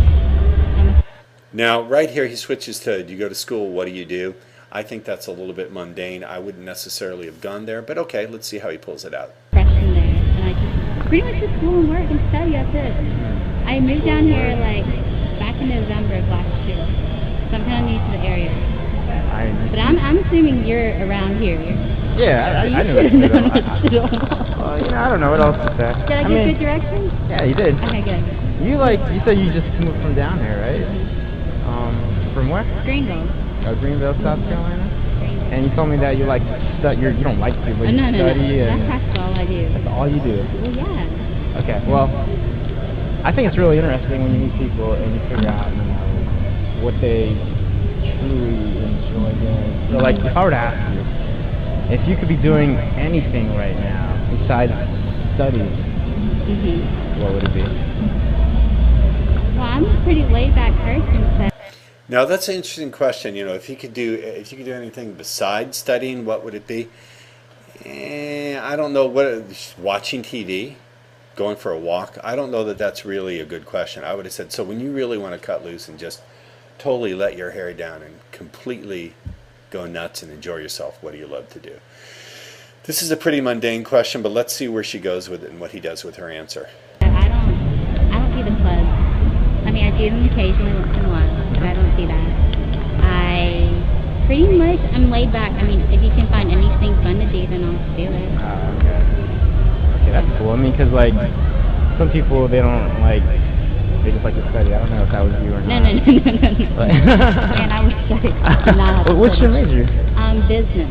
Business? Mm-hmm. At first it was pharmacy, but then I found out that was too hard. That was too hard? Yeah, I'm not that smart. So, you know, the way he asked the question really didn't produce a good answer. She just said pretty much anything. I'm pretty laid back. He didn't ask a question in a way that would have elicited a good answer, so he got a pretty junky answer. I have an intuition about you.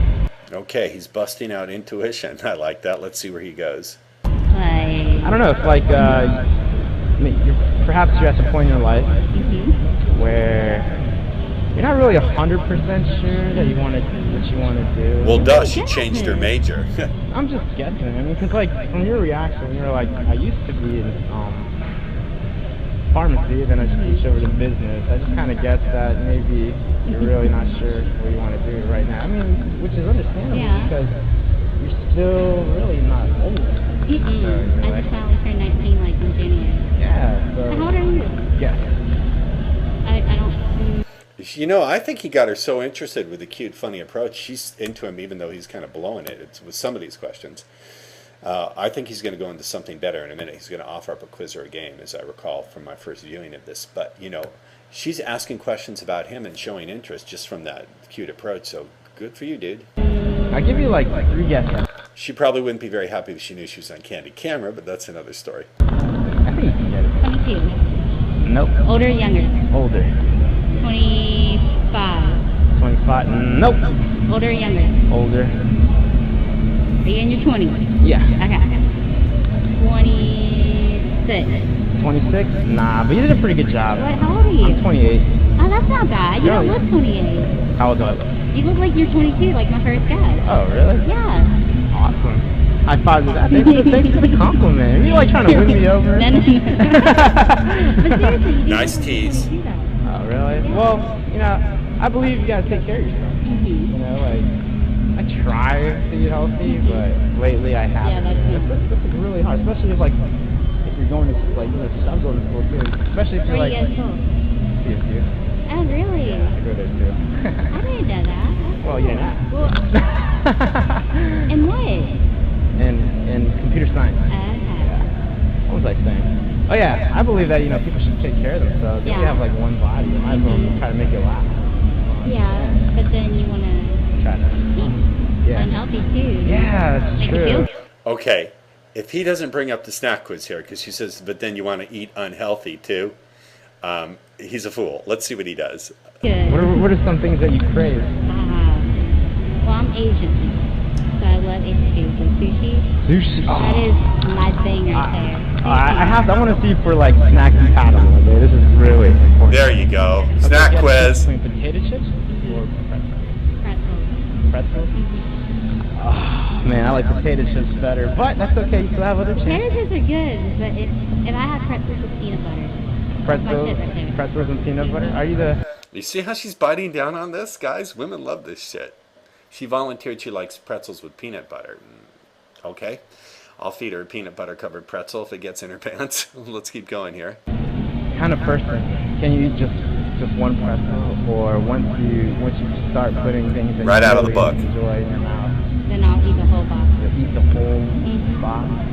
I mean, I won't eat like the whole box of pretzels. That's a lot of carbs right there. Yeah, that is. Yeah, if it's like good stuff, like Twinkies. You're funny, man. You're cool, man. I like your sense. You have a really good sense of humor. She's playing with it. All right, what about this? What about Pop-Tarts or s'mores? S'mores.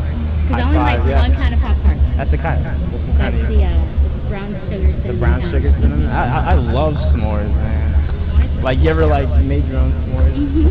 you like put all the whipped cream and everything all over? I've never had it with whipped cream. Oh, you never had? I've had the traditional s'mores with chocolate, marshmallows, and granite. The chocolate. Campfire kind. The marshmallow. Have you ever done that? Okay, so what I'm going to do here, this is going to run to a lot of processing time, so we're going to watch the rest of this on the second Answers to Students video module for this guy. So I'll see you on the second one, guys. Okay? See you there. Okay, it's RJ here with part 2 of the video module where I critique this student's hidden video of his pickup. So let's get to it. I have to move things around the screen here because I'm using my screen capture, and what I'm going to do is pick up where we left off. I'm going to make this full screen. Campfire and all too? Oh wow, that's really cool. Yeah, back up in Greenville, every summer we would go to the lake with our cousins, and there's like this little island at the lake, and we would always camp there. And so typically, by the end of the night before we left, we always made s'mores. Okay, that's cool. All right, one more.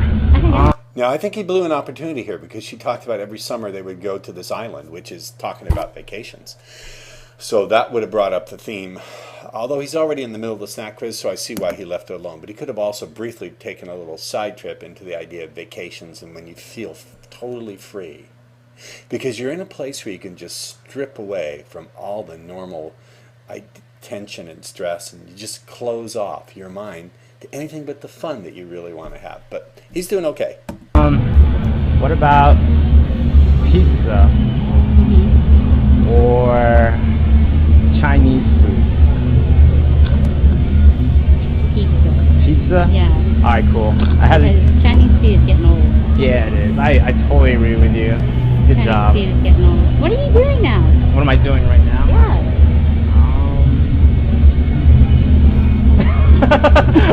Well, I just got done doing some homework because I was like, I have like a lab tomorrow, physics class, and I just got done doing it. I thought I'd walk around. I love going to like Best Buy, checking out the kind of sales that, like, you know how sometimes you see something you really want. Check out the chicks at Best Buy. And there's something that just like tells you have to go for it, you know? But you want to wait for that sale.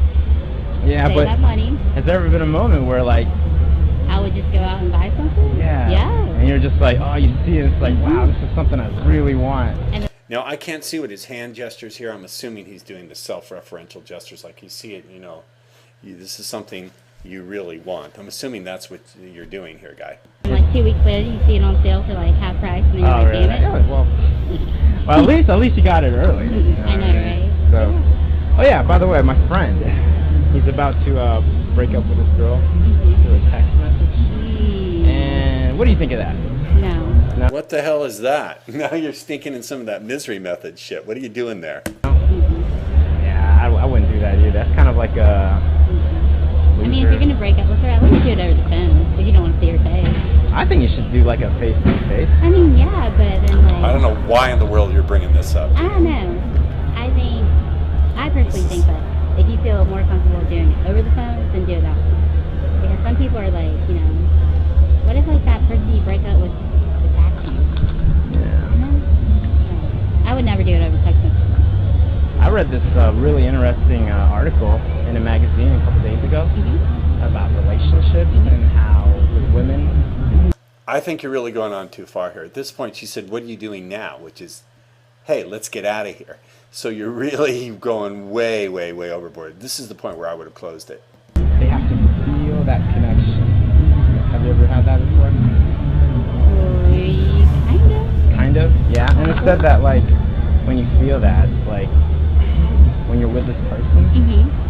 Okay, your tonality sucks. It's not when you feel that and you're with this person. It's when you feel that and you're with this person. So you need to put some resonance into your voice and slow down and pause, because you're not building response potential through the way you're presenting it.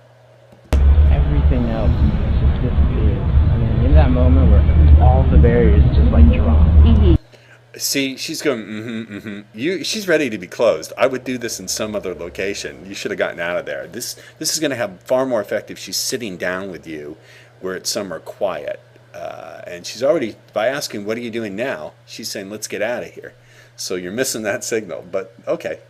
And knocked away completely, and it's like you begin to like hang on everything that this person says. Yeah, that means you're in love. Yeah, with me, I don't know if I believe in that or not. Nice slick thing with me. Good going. See, I don't know about that, because Here, follow me real quick, because I want to like check out some video games they got over here. Oh, that you play video games? Yeah. Well, of course, you're a guy. Yeah. Of course, you play. I got an Xbox 360. Are you serious? Yeah. What do you have? I have an Xbox 360 too. Oh, nice. I just kind of like. No. Okay, now you're video game compatible, but where's this going? That's it. Oh, okay, well. But I haven't Have you played this game, Assassin's Creed 2? No, I'm playing the first one right now. Oh, you have? Mhm. I have the first one, and I was playing that, but then I started playing. It makes no sense to me. So, Well, I'm playing it and then running across buildings and jumping in hay and. Yeah. Yeah, it's like pointless. I don't know what you're doing. Well, sometimes you agitate people and they chase you down and everything. What other games do you have? Let's see if we're game compatible. I have Left 4 Dead 2. Left 4 Dead 2. Modern Warfare 2. Modern This Warfare. girl's a 2. geek. That's it. That's it? Because all the other games are with my brother. Oh, okay. My little brother. I have Left 4 Dead 2. That game is awesome, That by is the way. awesome. Have you played the first one? No. This is just lame shit, dude. But I hate. This is just lame stuff. It's way off. It's way off the mark. But okay, you let's see where she goes. Playing with my brother when he always shanks. He's always shanking me. What is shank? Shank. What does that mean? Like stab you. Why is he stabbing you for? You never shank anyone in that game? Nah, I thought Like we you were, have this knife. we're supposed to work as a team and kill all like the zombies. sometimes we play like. No, that's from Left 4 Dead 2. I'm talking about Modern Warfare 2. Oh, I was talking about Left 4 Dead. Like zombies in Modern Warfare. Exit stage left. Oh, that game. Okay. Modern Warfare 2. And that's all he does is he like shanks me. And I hate it because I'm always with a gun like standing in a circle looking around. Do you play like online and everything? I don't. You just play like with your brother. That's kind of, you can like sneak up. Well, he sneaks up on you, so he like stabs you in the back. He does this one thing where he's like, let's say he's on top of a building or something. He'll jump, run, shank, and then he'll run away. He likes to make it dramatic. I'm like, wow. So what are you about to do after this? Well, go home, really. That's why I was asking you, what are you doing after this? Look at that. That's why she says. He says, "What are you about to do after this?" She says, "Go home, I guess." That's why I asked you, "What are you about to do after this?" You know, she's saying, "Hey, dumbass, I was ready 3 minutes ago." I was about to go home too. What are you about to do? I mean, you're gonna go home too? I was gonna go eat. You wanna go get something to eat? Do you? Yeah, sure. That'd be cool. Okay, well, I gotta find these headphones for my brother. He's like... That's not a bad close. They're gonna go get something to eat. But dude, you could have done that 3 minutes ago. And I'm supposed to buy him headphones. You could have done that 3 minutes ago. This is just... Okay, well, you got her to leave with you, but she was ready. Really good headphones. She was ready 3 minutes ago, so I'm going to give you a B minus. But she left with you. This is just bad camera footage, so I'm going to shut this part off. So, I'll give you a B minus. What have we learned? We've learned that he did pretty good with his opener, which was really funny. And then he did the snack quiz, which built some, rapport and got her even more interested. He went off base with that question about, what do you do? What do you like to do when you're not studying? Or what do you do other than studying, I think is what he said. I wouldn't have put it that way. And she's ready to go. So, okay. Let's see what he does after this in the next one. Okay, guys, in this video module, I'm going to be critiquing a student's hidden camera storage. As you know, from time to time, we have students submitting these in the coaching program. Again, please do your best not to show the girls' faces, and if it's illegal in your state, don't do that at all. So let's have a look at this. Full screen. Let's get going. So he's cruising around, looks like a Whole Foods market or something like that. Excuse me. Hi. I didn't mean to interrupt you guys while you're both standing there enjoying the pineapple. I just thought that you looked absolutely beautiful, and I want to introduce myself. My name is... Okay, right there you need to do some pausing. So you said, it's good, you're being direct, but if you're going to be direct or anything, add in pauses. So instead of saying, I think you look absolutely beautiful, I would say, it's just that I think you look absolutely beautiful. Okay? Put some pauses in there. Josiah, what is your name? Lisa. Lisa, ooh, you have a beautiful accent. Thank you. Where are you from? I'm from India. India? Cool. Well, actually, if you can go anywhere in the world, where would you like to go the most? Now, I understand you're busting out with a question here, but I don't know that I would go that quickly onto a question like that. She's told you she's from India, so the natural curiosity would be really, how long have you been in America? And let her answer and say, wow, is that, cool. Anywhere. I think. I know this is kind of putting you on the spot a little bit. Maybe to Eastern Europe. Eastern Europe? I've been to some parts of Eastern Europe before. Like I went to Italy, Spain. It's really beautiful there. That's a bit west. I was thinking more like Russia. Russia? I've never been to Russia. What's your favorite thing about like Russia? I don't know very much about it. Okay, here's what I want to comment.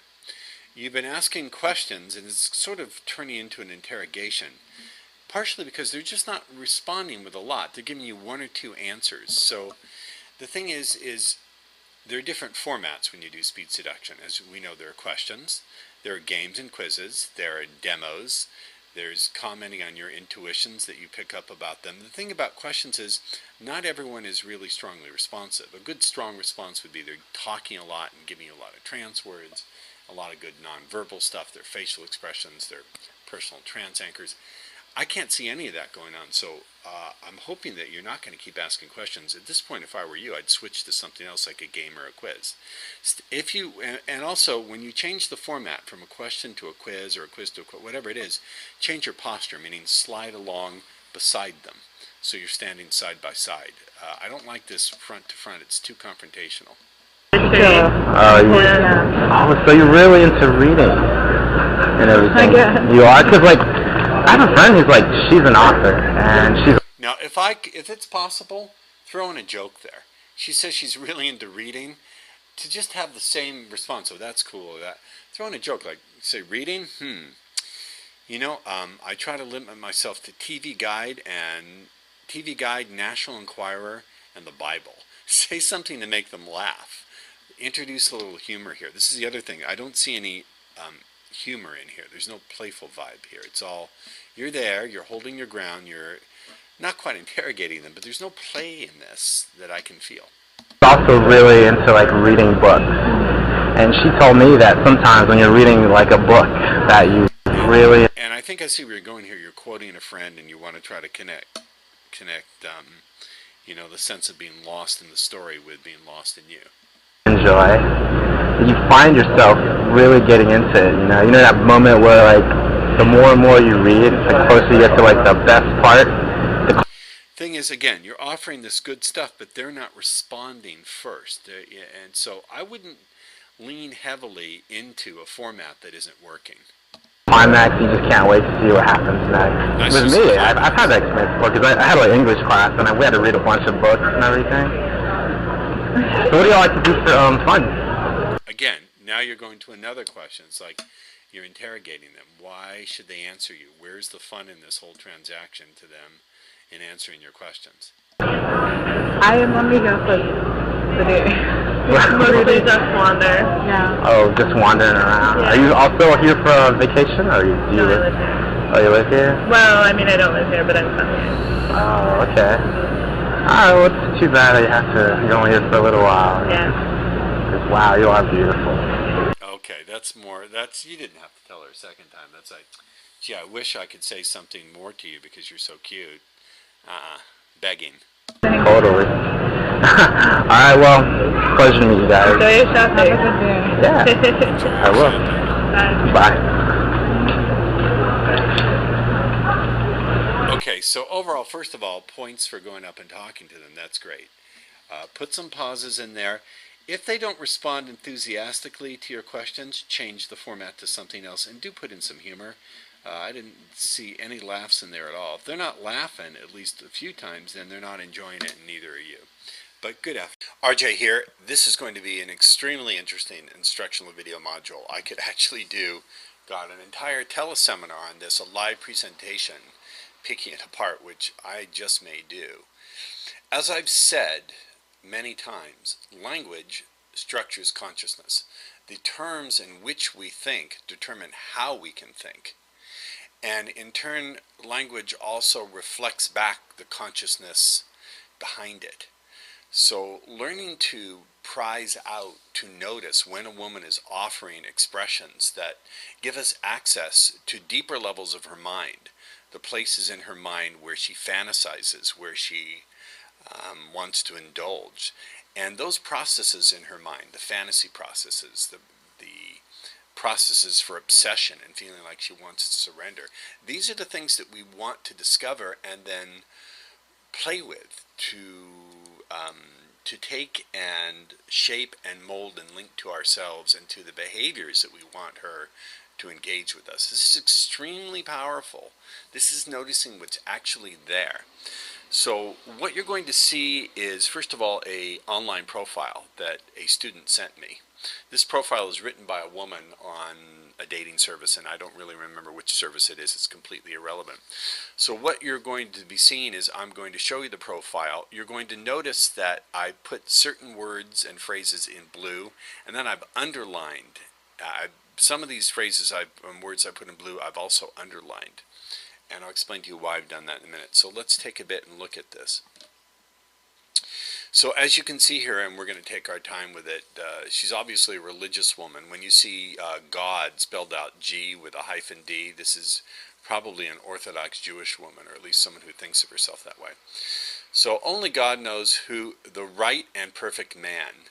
Now I've put that phrase, the right and perfect man, in blue.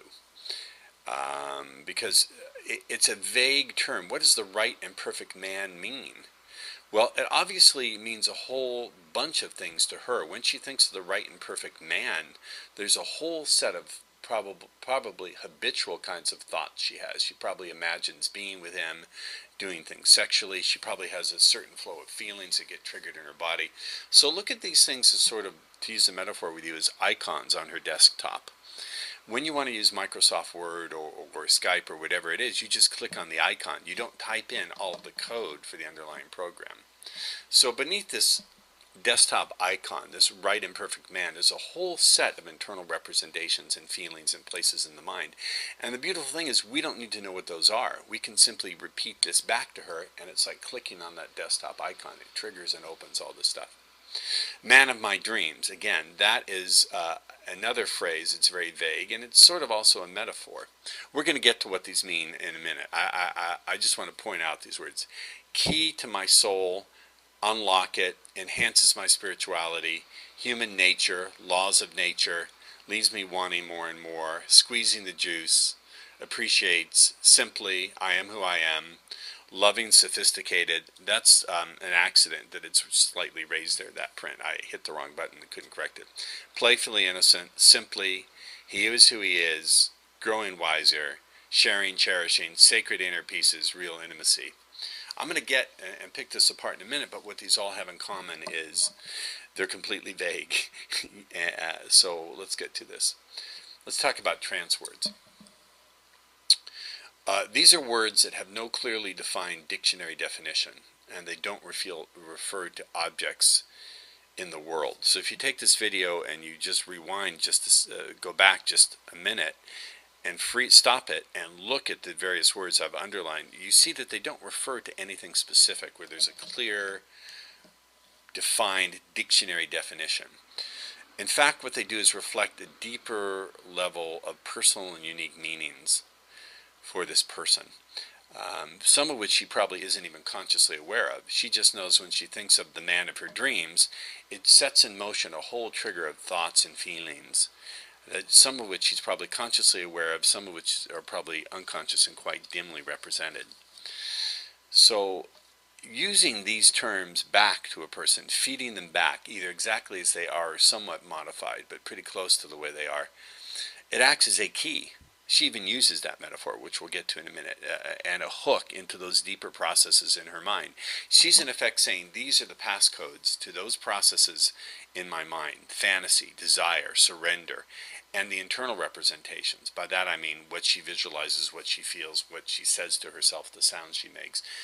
All the things that we want to activate and get her to link to us and look at us through are triggered by these trance words. So one of the things that's very useful is to train yourself to notice when a woman is offering these up. Because rather than do what the pickup artists do and ignore them and go on with your great value demonstrating routine, you want to get your ears to prick up, stop, and pay attention and feed these back. Personal metaphor. This is a special kind of trance word. Personal metaphors, think of them as thought patterns that organize an entire train of thinking. For example, if you look back here, she uses a few metaphors. She talks about unlock and key. Go back, and if you go back and rewind the video and pause it, you'll see she talks about he has the key that unlocks my heart, or words to that effect. Now, as soon as she starts using these metaphors of key and unlock, there isn't actually a key that the man holds, and there's not actually a physical lock that's opening. But because she uses these associations, you know that anything that's related to them would have power. For example, if you were to talk to her about, sometimes when you meet someone, it's like they just have a combination that opens the safe. And you feel the vault door of your heart open wide. And you know that it's safe to unlock because he holds the key. You understand? I think you're beginning to get the idea here, and there's more than one metaphor that she uses. So when you hear, unlock and key, it tells you it's a metaphor because you know it's not referring to something literal. Not only is it vague, it's something that isn't literally referring to what's actually going on. Also notice, she uses the metaphor of biblical language. She talks a lot about I am who I am and he is who he is. Well, she's lifting this from the story in Genesis. And again, I'm not a Bible believer. That's not the point. We're looking at the educational lesson, not whether it's, the biblical stuff, whether it actually happened. I think it didn't. But anyway, in Genesis, Moses asked God's name, and God's answer is quite famous. I am who I am. In Hebrew, Yehi Yah, Asher Yehi Yah. It's also what Popeye the Sailor Man says. But, okay, I am who I am. This is speaking to the mystery of someone who refuses to be pinned down to other people's expectations, and yet requires that other people love them without expectation or pinning them down. Very interesting. Now, she repeats it in the context of finding the man of her dreams. Go back again to that language. You can rewind and you'll see. He loves her because I am who he am, and he is who he is. Finally, she uses the metaphor of squeezing juice, squeezing the juice out of the fun they're going to have. Now, again, it doesn't literally refer to squeezing juice. It's not like your head is an apple and she's going to squeeze it, or her pussy is an orange and you're going to drink Minute Maid orange juice. It's a metaphor. It's a metaphor that refers to fruit. What else bears juice? You see, so let me show you now specifically how I would use this. And again, let me just say, this is not necessarily only clearly not just about online. People use these personal metaphors all the time in their common conversations. If you were to come to my home in Marina Del Rey, you would see that my personal metaphors involve comic books and felines, cats, and aviation. You'd come and you'd see comic book statuettes, you'd see model airplanes, and you'd see pictures of cats all over the house, and you'd see my cats walking around. So anything that comes under that umbrella would have power. If you said to me, Ross, I've got this great idea, I'd like you to take it for a test flight and see how it handles and whether you think it's something that you could make fly. That would instantly get my attention because it's appealing to one of my big organizational personal metaphors. And as you can see, I'm clearly into comics. I think of myself as a superhero to my students, So if you'd said something, I've got this fantastic idea, and I don't know if you could just see yourself swooping in and to the rescue with this, because I think it's got some real superpower to it. That would have power with me. So let's get to this. One more thing. You notice this woman speaks and organizes her thinking, at least in this context, with a high level of abstraction. In this profile, she doesn't state anything that could be put on a chart or a graph. She doesn't say how tall the man has to be, or what he weighs, or his age, or what he makes for a living. Now, that's not to say that in some part of her mind those things are not going to be evaluated, but it just says that probably, if you can trigger the rest of it, the vague stuff, the specific details aren't going to make that much difference. You also need to understand that when you communicate with her, you really need to avoid a lot of specific details. You need to speak in abstractions because that's how she thinks. Okay, so here's how I would modify it. Let's close these windows from Skype. Here's how I would modify incredible connection. Something like this. I was thinking about what it's like to feel an incredible connection with someone who sees you just as you are, right here, right now. You look at this person and simply realize, quite simply, you are who you are, and he sees and loves you for that.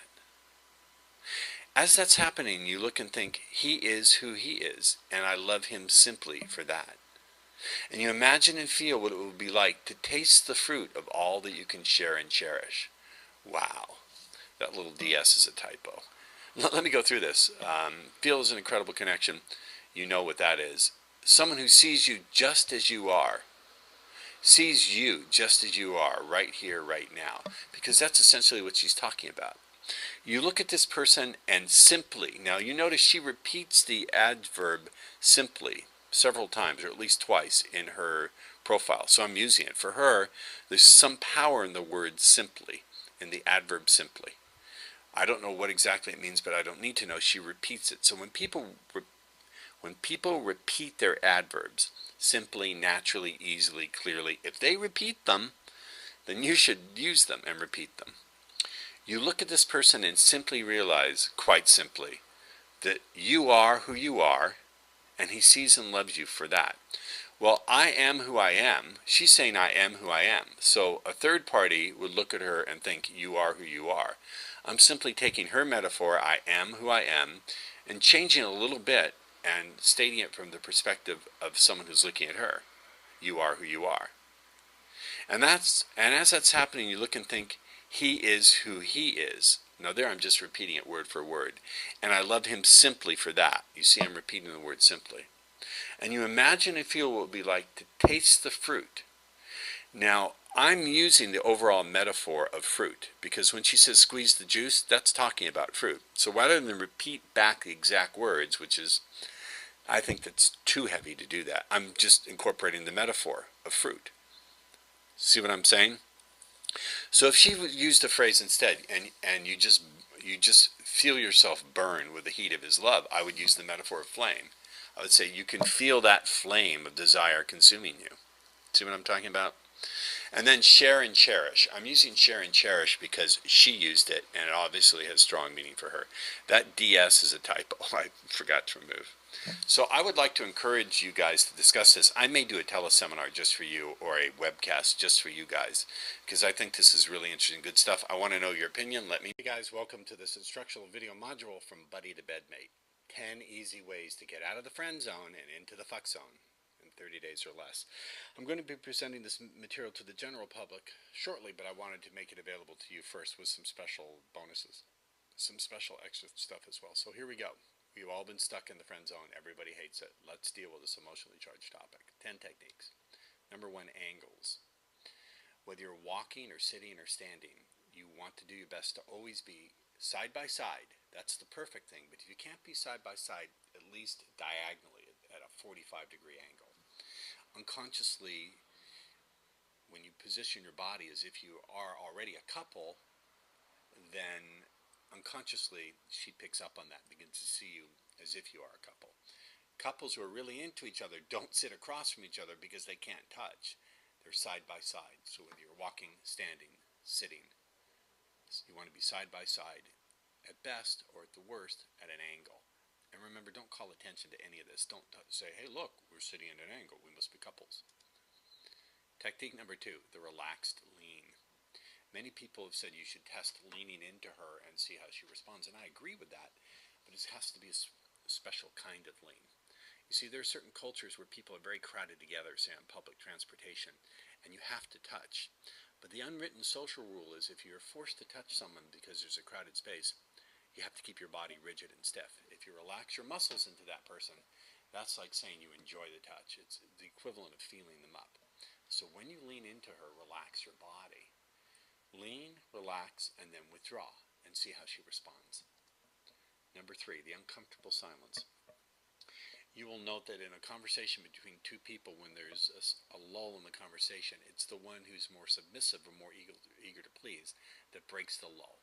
So I want you to break that pattern. I don't want you to do this all the time, but occasionally let there be an uncomfortable silence, and then don't you be the first one to speak. Let her be the first one to speak. This breaks the pattern. It could cause her to think that maybe you're not so interested in her. It may even make her feel judged. The important thing is unconsciously it will begin to get her to reassess her take it or leave it attitude towards you. Number 4, uncomfortable eye contact. Again, I don't mean you should stare at her titties or like drill into her like your hypnotist. I simply mean hold eye contact and don't be the first one to break eye contact. The first one to break eye contact conveys subordination and submission. This is true almost uniformly throughout the animal kingdom, at least with predators.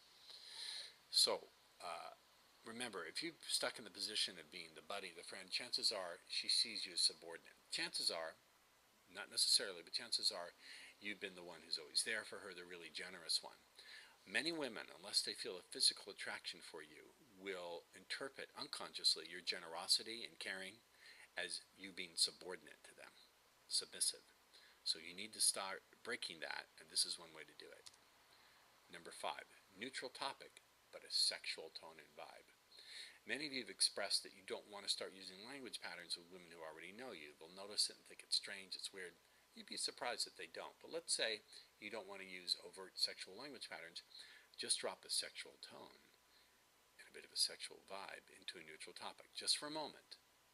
Don't go on that way, but just for maybe 3 or 4 seconds. So you're talking about the Lakers and you say, you know, the Lakers really won that game. And then take it away. You understand? Just like that. 6, dominant or leading touch. What you want to do is very gently but firmly take her under the arm and lead her somewhere. I'll tell you a story. My nephew, and don't call attention to it. Tabitha, piss off. My nephew was friends with a girl who would later become his girlfriend. Smoking hot, absolutely stunningly beautiful girl, penthouse pet body. And when they were still friends, he said, "Uncle, I don't get it. You know, I know Tina likes me, but I can't seem to get out of the friend zone. What do I do?" I said, "Well, you know, Gid, Tina's pretty sophisticated. She knows what I do. She'll be on the lookout if you suddenly change your, you know, your language or get really, really strong-willed with her. So here's what you do. She's a very subtle girl. So next time you're with her, just sparingly, just like 1/10 the amount you think you need to, take her under the arm and lead her across the dance floor, or lead her in the club, or lead her wherever you are." Sure enough, he did this, and the next day, he showed me the email. She sent him an email saying, "There's something subtly more commanding about you. I like it." And shortly thereafter, they began 2 years of fucking. So a dominant leading touch, don't call attention to it, do it subtly. Number 7, double-blind random ignore. This one is really good. The key here is that you're going to pattern interrupt her. You're going to break the pattern of you always being available, constantly returning her texts and calls immediately. But you yourself won't even know when it happens. You yourself won't even know when you're going to do this. So here's how this week works. Get a pair of dice. Every time she calls or texts you, until you fuck. Once you fuck, you can stop this. You'll roll the dice.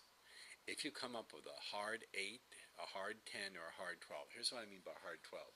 Hard 12 is when both faces of the dice show 6. 6 and 6 is 12. Hard 8, both faces of the dice show a 4. Hard 10, both faces of the dice show a 5. If that happens, you'll wait 24 hours to respond to her text or call. It will drive her crazy. And she says, "What happened? Where were you?" You say, "I'm sorry, you know, my phone lost battery power and I didn't see your text until the next day." Same kind of bullshit excuse she gives us. Hardball version of this. Flake or cancel on a meeting. You only do this up until the time she's fucking. If you really want to play hardball, when you actually set a meeting with her, flake at the last minute. Half an hour before, call or send a message, say, "Sorry, something came up, can't make it." And if she presses you the next day or the day after on the reason why, you say, "Hey, you know, I'm sorry, I really don't want to talk about it. It's kind of embarrassing." What she does to us. Technique 8, back of the neck erotic touch. Only do this once every 10 days or so unless she asks for more. And I've got a little video for you I prepared, so let's watch it. Let's see. Let's watch. How wonderfully I touch. Any of it. By the way, guys, some touch tips. Take a deep breath. Yeah, right back here. Feels good, doesn't it? Yeah. Yeah, because I'll show you something. If you're touching with your fingertips, you're doing it wrong. May I do the finger? See? That's like what the barber does to get your hair out of the way.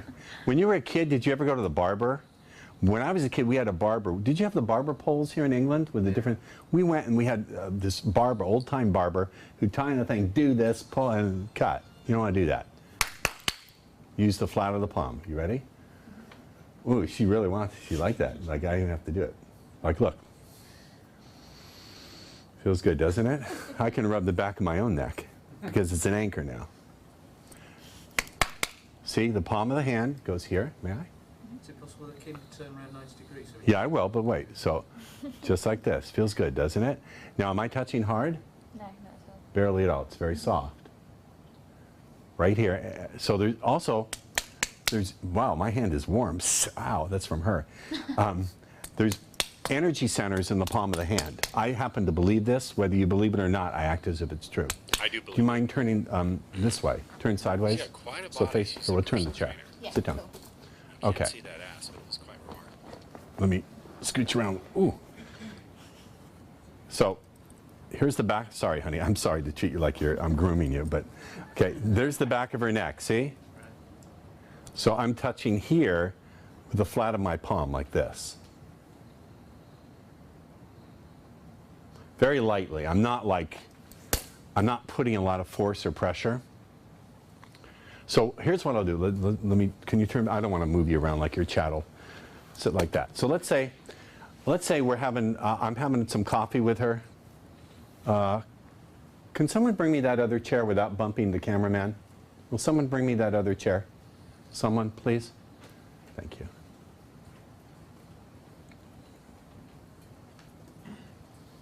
Careful, because put it right there. Thank you, sir. Big hand for the chair guy. Okay. Those are nice shoes. Those are like 4-inch heels, and they're shiny. Don't wear a mini skirt because. Have you got mirrors on your shoes? Because I can see myself in your pants, but I'm bummed. But seriously. Okay, that's a bad Groucho line. I'm sorry. Okay, so if we were having coffee and I was talking to her, I would get up to go to the bathroom. When I get up to go to the bathroom, I'd say, I'll be right back. That's an opportunity. That's how it works. Technique number 9, get mad, express anger. Now, a few things. Has to be justified. Don't get angry over something that doesn't really piss you off.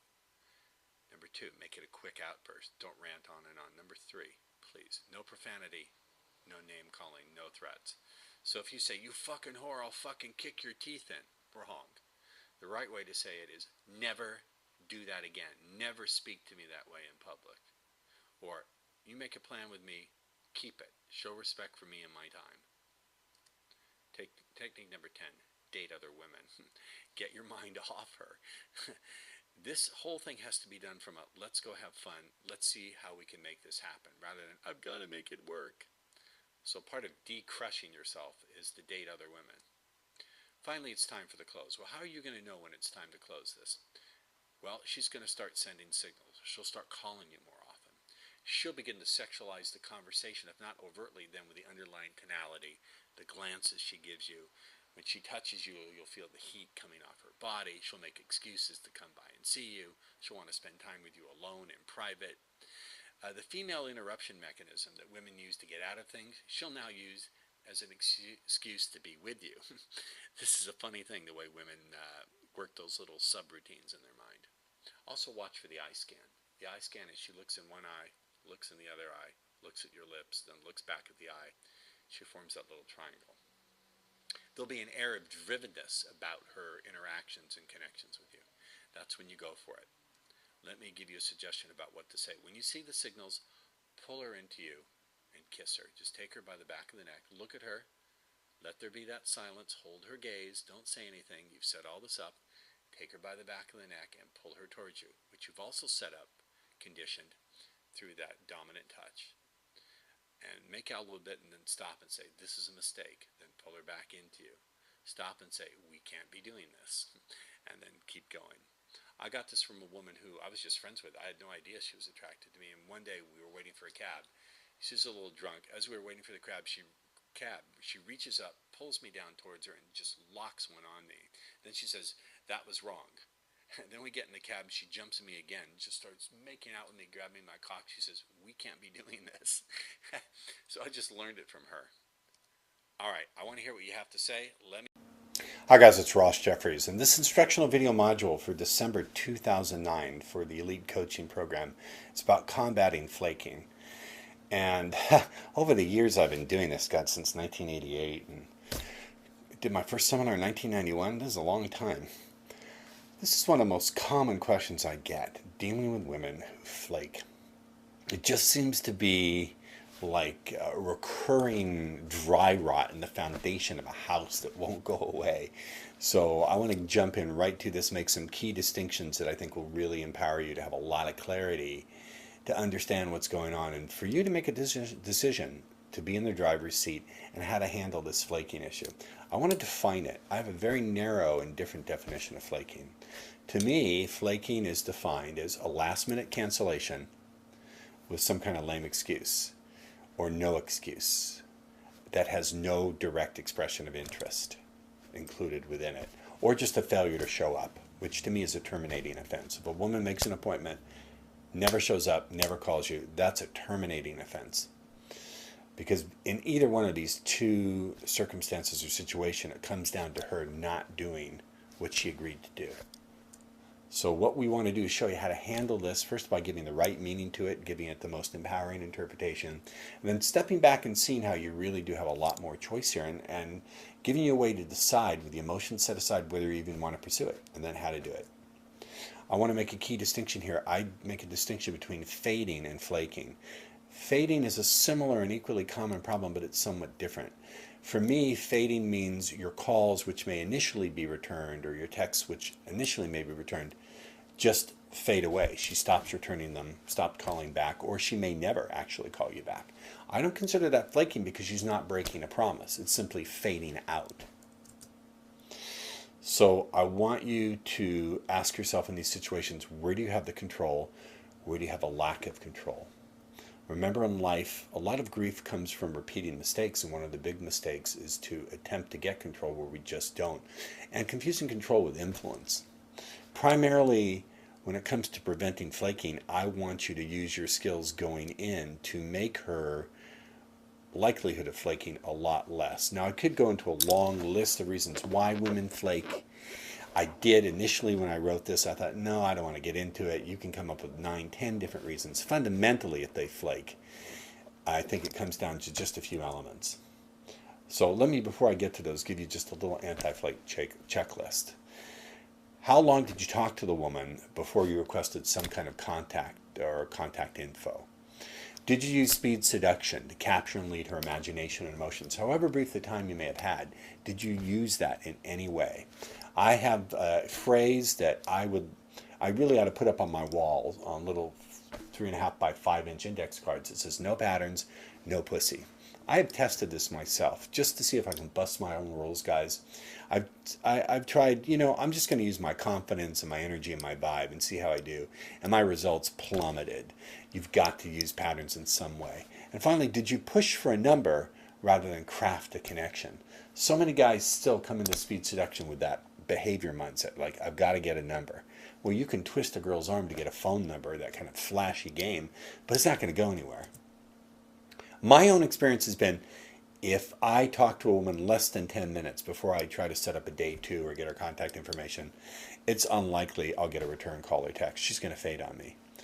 You can work that with some advanced phone game, and it can be worked by the fact that you're pacing the fact that you've barely spoken. Sometimes I've said something like, look, I know we've barely gotten a chance to talk.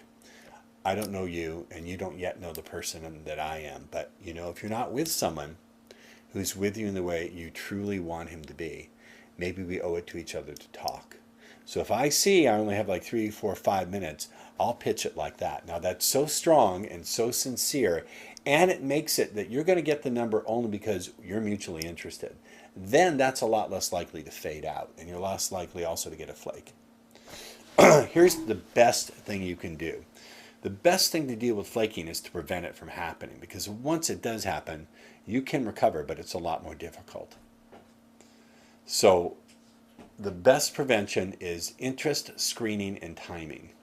If you create sufficient interest, if you get her really, really interested, intrigued, curious about you, you have her feeling some of those strong feelings. If you can do that, you're halfway home. Also, if you can screen out women who are obviously disturbed or chaotic, if she looks jumpy like she's on medication, or she tells you some crazy dramatic story right then and there, screen her out. And finally, understand the timing involved. Understand that for very beautiful women, they get talked to all the time. It may make your whole day and fill you with enthusiasm and hope, but for her, it could be just another pleasant little interlude that doesn't mean anything. So let's talk screening. If when you're talking to her, you can directly observe or sense that she's really scattered, ADD, can't pay attention, looking around, she reveals she's in some kind of desperate situation, she's piss-fucking drunk, you met her at a party or a bar, you're very likely going to have trouble with the day too. You understand? So you either go for that same day lay or move on. Let's talk timing. I know this from hard experience, both being in the field with them and having them as friends and telling me. The younger and the prettier the woman, the more likely her attention span is going to be about 48 hours. Even if you initially click that first meeting, within 48 hours, another suitor is going to be throwing his sperm at her. Or he may already be in the process of plying his suit. For all you know, there's some guy who's been chasing and chasing, or she's been trying to chase him down, and you have like a very narrow little window. Any girl under 25, if you're not getting that day two within 72 hours of the first meeting, your chances are dropping by 50, 75%. Even if you use speed seduction, what to say not using it. So you really have got to understand the timing of beautiful women 25 and under. Sometimes beautiful women older than that. Some very beautiful women have the emotional maturity of a 12-year-old. How do we handle actual flaking? Remember, actual flaking I define as a last-minute cancellation or just not showing up. Now, if they just don't show up and never call you, you handle it by getting the fuck out of there. Don't think about them anymore. Lose the number. Something either disastrous has happened or she's so out of control and or so rude she's not worth being around. You get it? So, excuse me. The way we handle last-minute cancellations depends on whether she gets a hold of you live or leaves a message or text. Your next move is going to depend entirely on you, on whether you want to leave the door open, a crack, or shut it completely. So the key to this is to watch the meaning you attach. Flaking used to bend me out of shape because it used to make me doubt my own skill. Wow, did I approach her right? Am I really doing this right? And as long as you have a, excuse me, guys, as long as you have a really great procedure for objectively reviewing what you've done, and you can reasonably say you did things right, you exercised good skill, flaking really ought not to have much meaning to you, because you know you're going to go meet more women tomorrow, or the next day, or next week, or whatever. So watch the meaning you attach. If flaking is attaching, if you're getting too upset about flaking, it means you're attaching too much fear and doubt to your own skill. It's good to be able to look and go, I need to improve this. But with the nail your inner game technology, you'll have a way to look at that calmly and legitimately and go, oh, here's what I need to add in, what I need to subtract, what I need to increase, what I need to decrease. Remember this, you don't even know her. One of the reasons why I just don't get nervous or even really care anymore when I talk to beautiful women is I don't know her. She could be the most flaky, fucked up, in trouble, disease-ridden piece of twat you don't even really know. She could be a lousy lay, a 14-karat cunt. I can say cunt. We're all big boys. In a big city like LA, she could even be a he. So if you want to leave the door open, here's the idea. It is possible that shit happens.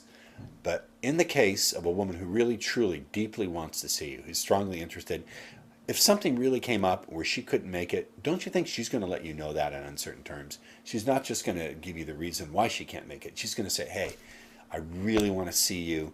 Can we meet Friday or Saturday or Sunday? I'm available these times. Please call me. She's going to make it clear in no uncertain terms. So I want you to listen for that.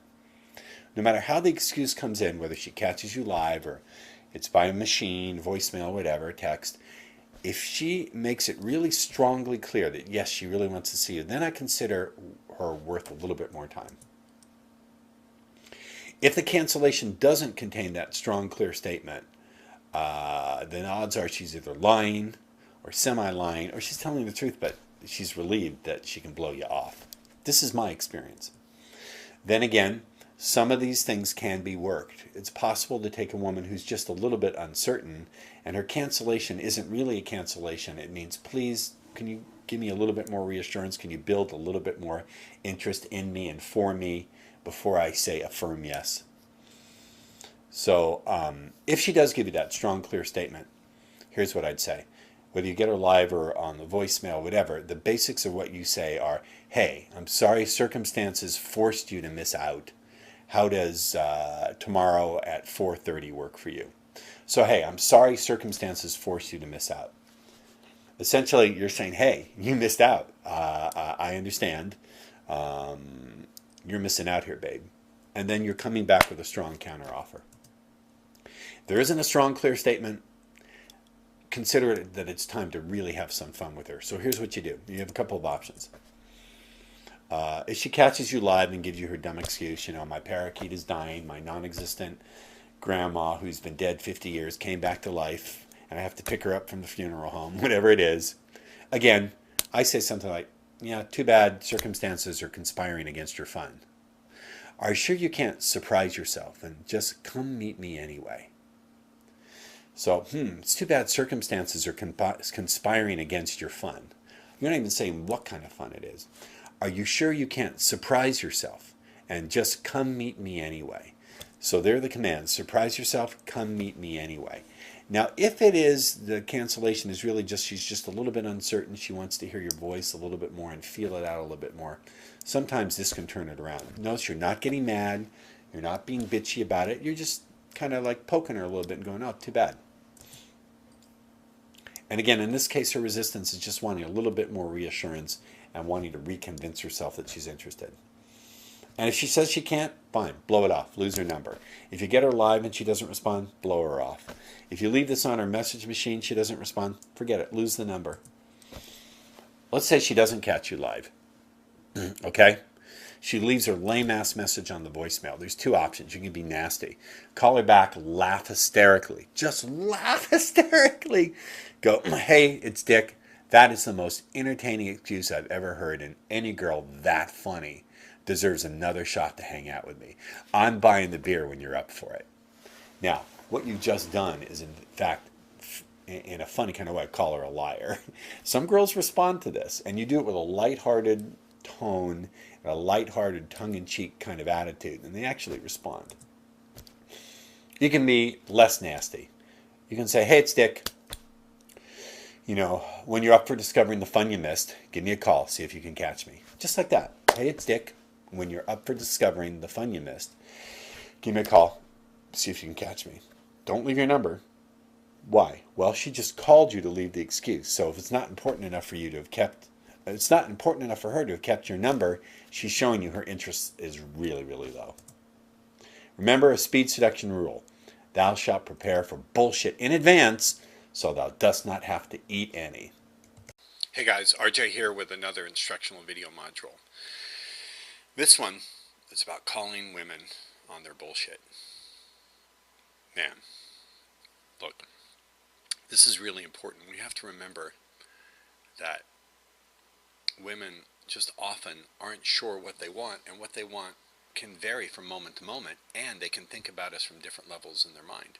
When they're thinking about us from the social level of their mind, what would my friends think, what does Oprah Winfrey say, what did it say in the last romantic song, and then when we awaken feelings from a different part of them, they can shift back and forth. So sometimes what looks like shit tests are just they're being uncertain and they need someone strong to step up. So let's get through this. Why does she test you? That's actually a girl gorilla giving the finger. Number one, it's a search for strength. If you won't stand up to her, then how can she trust or believe that you'll stand up for her? Think about this. This makes sense. If you're not strong enough to call her on her bullshit, how can you in any way protect her from the bullshit of the world when that bullshit comes down? And it will come down. She's looking for trust. Women want to be able to trust you.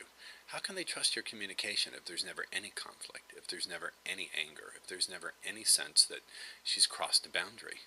She's looking for trust. Ironically, the more you fear offending a woman, the less she'll wind up taking off her pants. Okay? I'm trying to get a spiffy little way to say it, but you get what I'm driving at here. The more you're afraid of offending her, the less likely it is that she'll trust you. The less likely it is that she trusts you, the less likely it is that you're going to fuck her. There's the formula. There's also search for challenge. Ordinary life can be boring for all of us, but for a very beautiful woman who gets things thrown her way all the time, someone who's different, someone who doesn't respond in the way that most men respond, is interesting. The only way she can tell if you're going to respond differently than the way most men respond is to test you the way she tests most men. Now, I don't like this. It's not the way the world should be. It's just the way things are. So can you be the person who steps up to the plate, challenges her to be more on her toes, challenges her to be a better person, but do it in a way that doesn't come off as you being out of control or you being a needy person? There's a concept in psychology called heuristics. Heuristic is a shortcut to finding out what's true. Gathering information in the world takes an investment of energy. Back when we were hunter-gatherers, it took a lot of energy to go investigate what was behind the next hill. Was there prey or predator there? So people tend to come up with shortcuts. Well, if the grass waves in this way, that means there's a prey animal. If it waves in another way, that means there's a hungry lion. You better run. People have these shortcuts, and before someone can know you well enough to know what value you bring to their life, they're going to judge that based on how much the price is. Oftentimes people don't value things unless it comes with a high price tag. So when you call her on her bullshit, when you're challenging to her, you're setting a high price on yourself. She will assume you're obviously something worthwhile. Let's talk about some things that you should call her on. A bad attitude. Bad attitude is being demanding, angry, nasty, critical in her expression. I've been with women in relationships who demanded that. Hey, what are you doing? Don't throw the whatever it is. Don't leave the soap there in the sink. And I have to correct them. I'll say, excuse me. First of all, this is my home. Second, you're not my mother. You don't talk to me like my mother or tell me what to do. Third, if you have something you want from me, say it with kindness and say it with love, and you might find I listen. Coldness, freezing, shutting you out. Someone will do this either to punish us or simply because they have emotional challenges. When they start getting close, this is their way of handling their fear. So, and they can do it all sorts of ways in all different phases. Let's say you're making out with her, and all of a sudden she shuts down and says, no, I want to take it slow, or hey, calm down, I'm not ready. Depends on how she says it. If she says, hey, calm down, I'm not ready, or no, I want to take it slow, you can hear the message, but not necessarily accept the way in which she says it. So I'll say to the woman, wait a minute. If you're not yet ready to stop and feel totally comfortable moving forward, I get it. That's fine. But please don't talk to me like I'm a dog. Don't say no to me like I'm a dog who just jumped up on the furniture. I'm not a dog. I'm a person. I'm a man. All right? So why don't we just back up and only do what you feel comfortable with? So the message that she's uncomfortable, that's fine. I'll accept that. I won't leave it as my reality, but I'm willing to accept it. Her putting it in an angry tonality or an offensive tonality or a tonality that means I'm her inferior or I'm her subject, that I don't tolerate. So again, I'll say, hey, okay, I understand. You want to slow down and feel more comfortable. I get it. Please don't talk to me, though, like I'm a dog. Don't say no like I'm a dog jumping on the furniture. I'm not a dog. I'm a human. I'm a man. You understand? So it's okay to accept her message, but not to accept the emotional tonality that she delivers it across. Even if she's not meaning to be abusive, if you put up with it, you're training her to express her disagreement or a discomfort through a nasty energy. So sooner or later, the nasty energy takes over the relationship. So you have to train early on. Expressing how she feels or discomfort, whatever, is fine, but she has to express it with calmness and or kindness, or you're not going to hear it. She may also try for compliance. Will you hold my jacket? Do me a favor. Will you call me half an hour before we're supposed to go out and remind me? And then that kind of thing is obvious to test. I'll say, Let's see, my rates for being a wake-up service or a reminder service are $500 an hour, 3-hour minimum. So maybe it's better if you just write a note to yourself. That's the kind of thing it's best to diffuse with humor, you know, exaggerate it. So if she's acting like you're her chauffeur, like, will you make sure you come get me 15 minutes early? You want to make a joke. I'll say, well, you know, my chauffeur rates, my driving service rates are $500 an hour, 3-hour minimum. So maybe it's better if you find your own way to get here. You understand? You want to reflect that back with humor.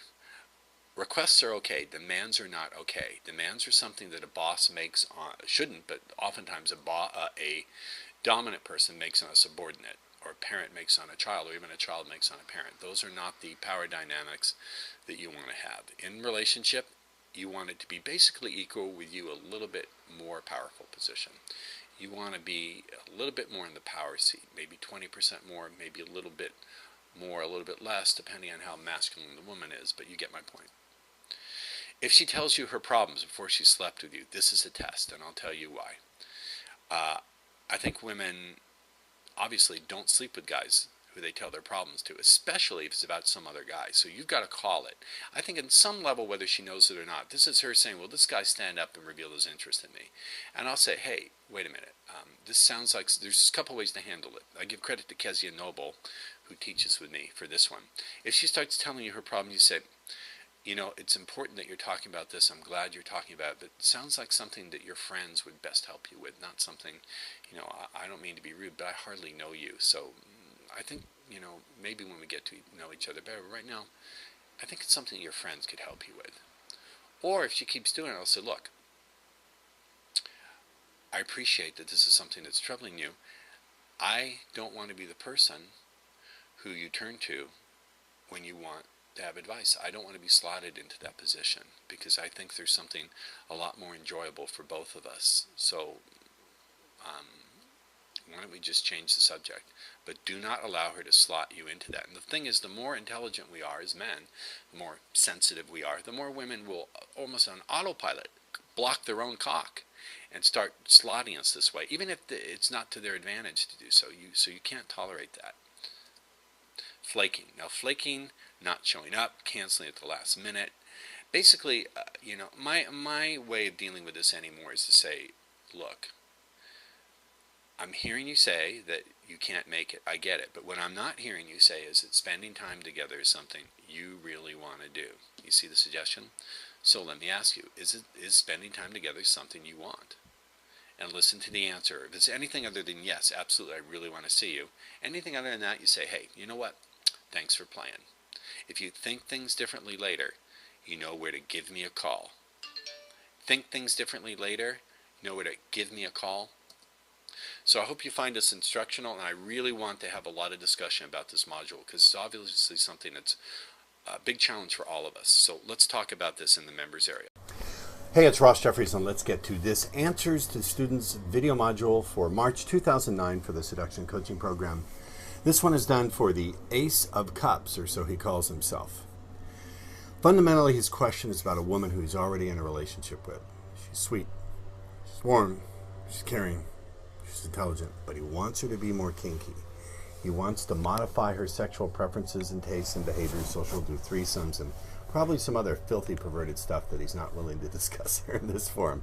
So I have to say that in the course of this presentation, Ace, I'm going to ask you some questions, and then based on the answers you give me, I will do another module for you next month. But I really need to get some questions of mine answered from you, because I don't have quite all the information I need to give you your game plan.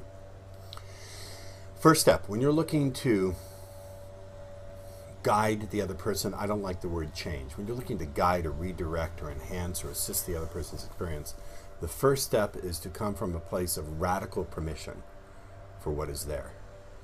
And what I mean by that is I want you to recognize what's there in the other person with no blaming. You have to radically give up all blame of the other person. If you bring blame or resentment or anger or impatience into this process of reshaping their responses, reshaping their tastes, their desires, then here's what's going to happen. Number one, my cat Tazzleberry just jumped into the room. She was chasing a fly. Number one, you'll interrupt the other person's process of giving you what you want.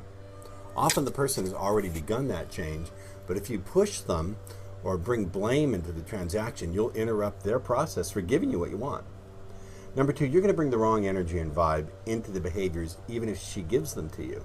So if it took blame or anger or impatience to get her to do these things, that vibe's going to be in her when she brings it back to you on some level. And finally, it's going to blind you to seeing the milestones that you're getting what you want from the person. If you're so into your blame and your impatience and your timetable, you won't even see it when you're starting to get what you want. You won't see the milestones that are showing you're getting what you want. Talsberry, Daddy's working here. Don't chew on the computer cords. I have this cat to deal with. Okay, here are the less than useful frames that I want you to steer away from. Number one, I gotta make this work. That's desperation. Number two, I hope I can make this work. That's doubt and despair. Number three, this had better work. She'd better do this. That's blame. So you want to make sure you junk gotta, hope to, and better. Gotta, hope to, and better. Let's get rid of those. So what's a more useful set of questions to ask is the following. I need to really get this from you. What would it do for you? Let's explore if this would really be useful for you, and if so, how? How will this be useful for you? If you really could get her to do all this stuff, what would it let you experience that you can't experience or don't experience now?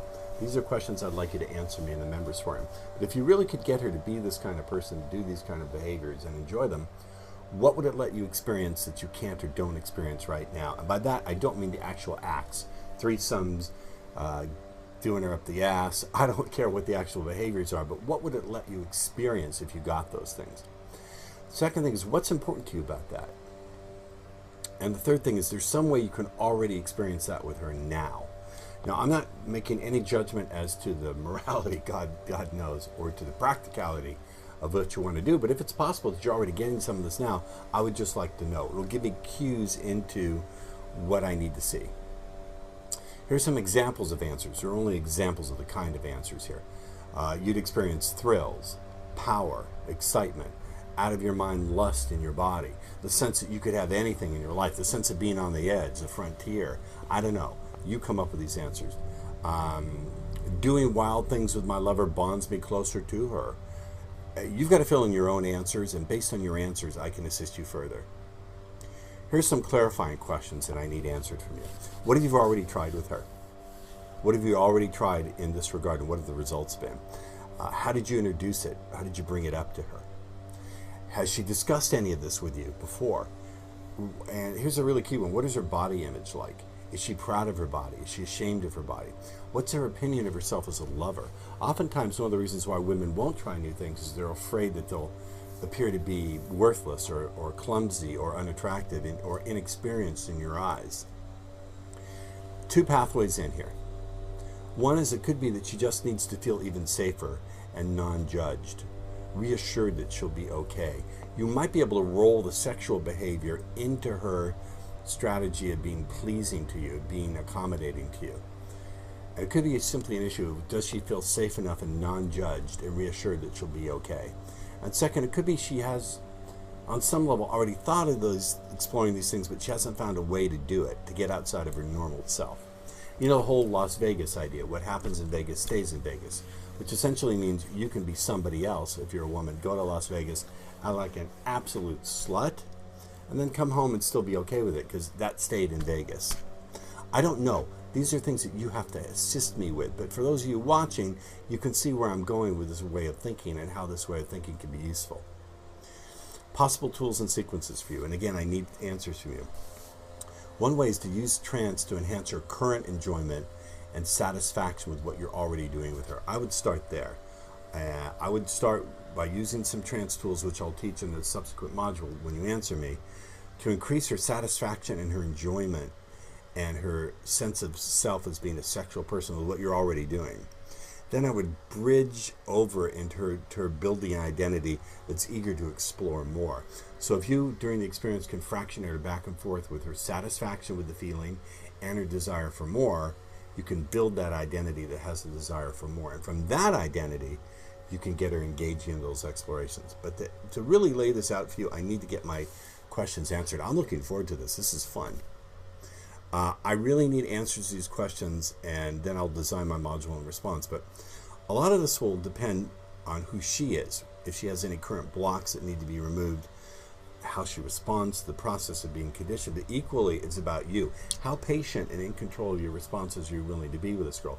If it took 3 months, 4 months, 6 months to build her into this kind of person, would it be worth it to you? And would you stay with her at that point or cut her loose? These are questions you really have to answer.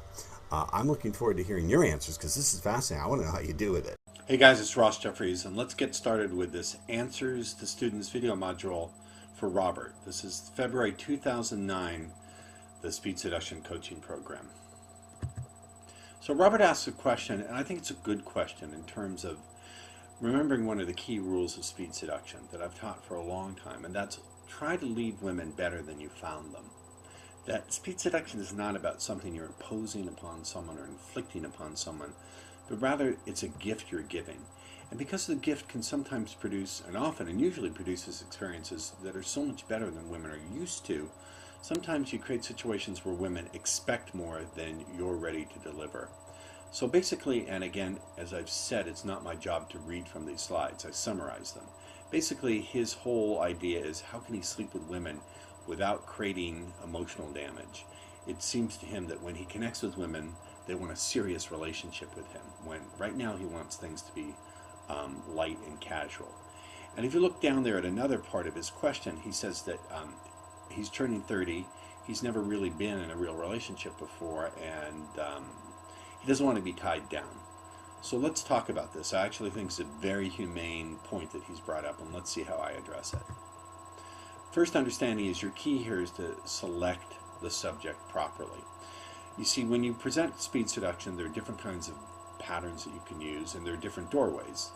The doorways are using emotional connections, using body feelings, getting her visualizing, and then, of course, eliciting her values, finding out what her values are in a relationship. Now, you can sort of get a feel for women early on to see what it is they're looking for. If you touch women deeply enough, I think they're all fundamentally going to want to connect with you more permanently, unless they're really seriously damaged. But at the very least, by seeing what kind of patterns she responds to, you can get a sense where she's at. So you want to see what kind of pattern is she responding to. Is she responding to the emotional connection stuff, body feelings, etc., etc.? So get a sense of who you're dealing with by seeing what kind of thing they respond to. Second understanding is don't go assuming anything.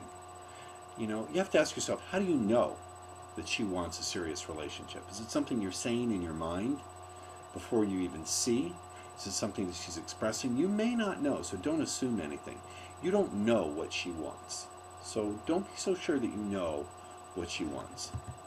Third thing, is don't advertise what you aren't selling.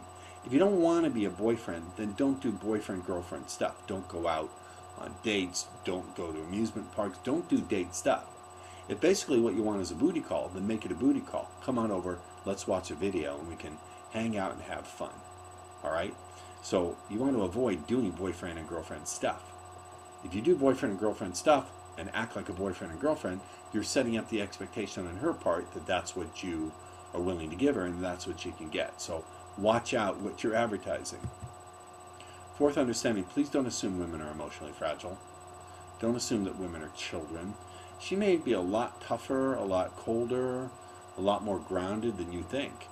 And the other thing is, as long as you're not lying, as long as you don't conceal an agenda or abuse her by appealing to guilt or shame or fear, you have nothing to apologize for. And you have nothing to protect someone from either. So as long as you are not betraying her trust or pretending to have an agenda that you don't, or pressing down on painful emotions, you have nothing to apologize for. And again, don't assume women are emotionally fragile. That's what nice guys do. Nice guys assume that she can't handle their lust. She can't handle their anger. She can't handle their honesty. Don't assume that, because you'll find out that assumption's just incorrect. Fifth understanding, I want to tell you, you're on the right track. You're absolutely right. If you've never been in a relationship, you really can't know what it is you want. You have to have a lot of experiences to get a sense of who will really make you happy. So I say keep going for it. Use the Force, my young Jedi. The Sarge is with you. Please give me feedback in the forum and let me know how this has helped you.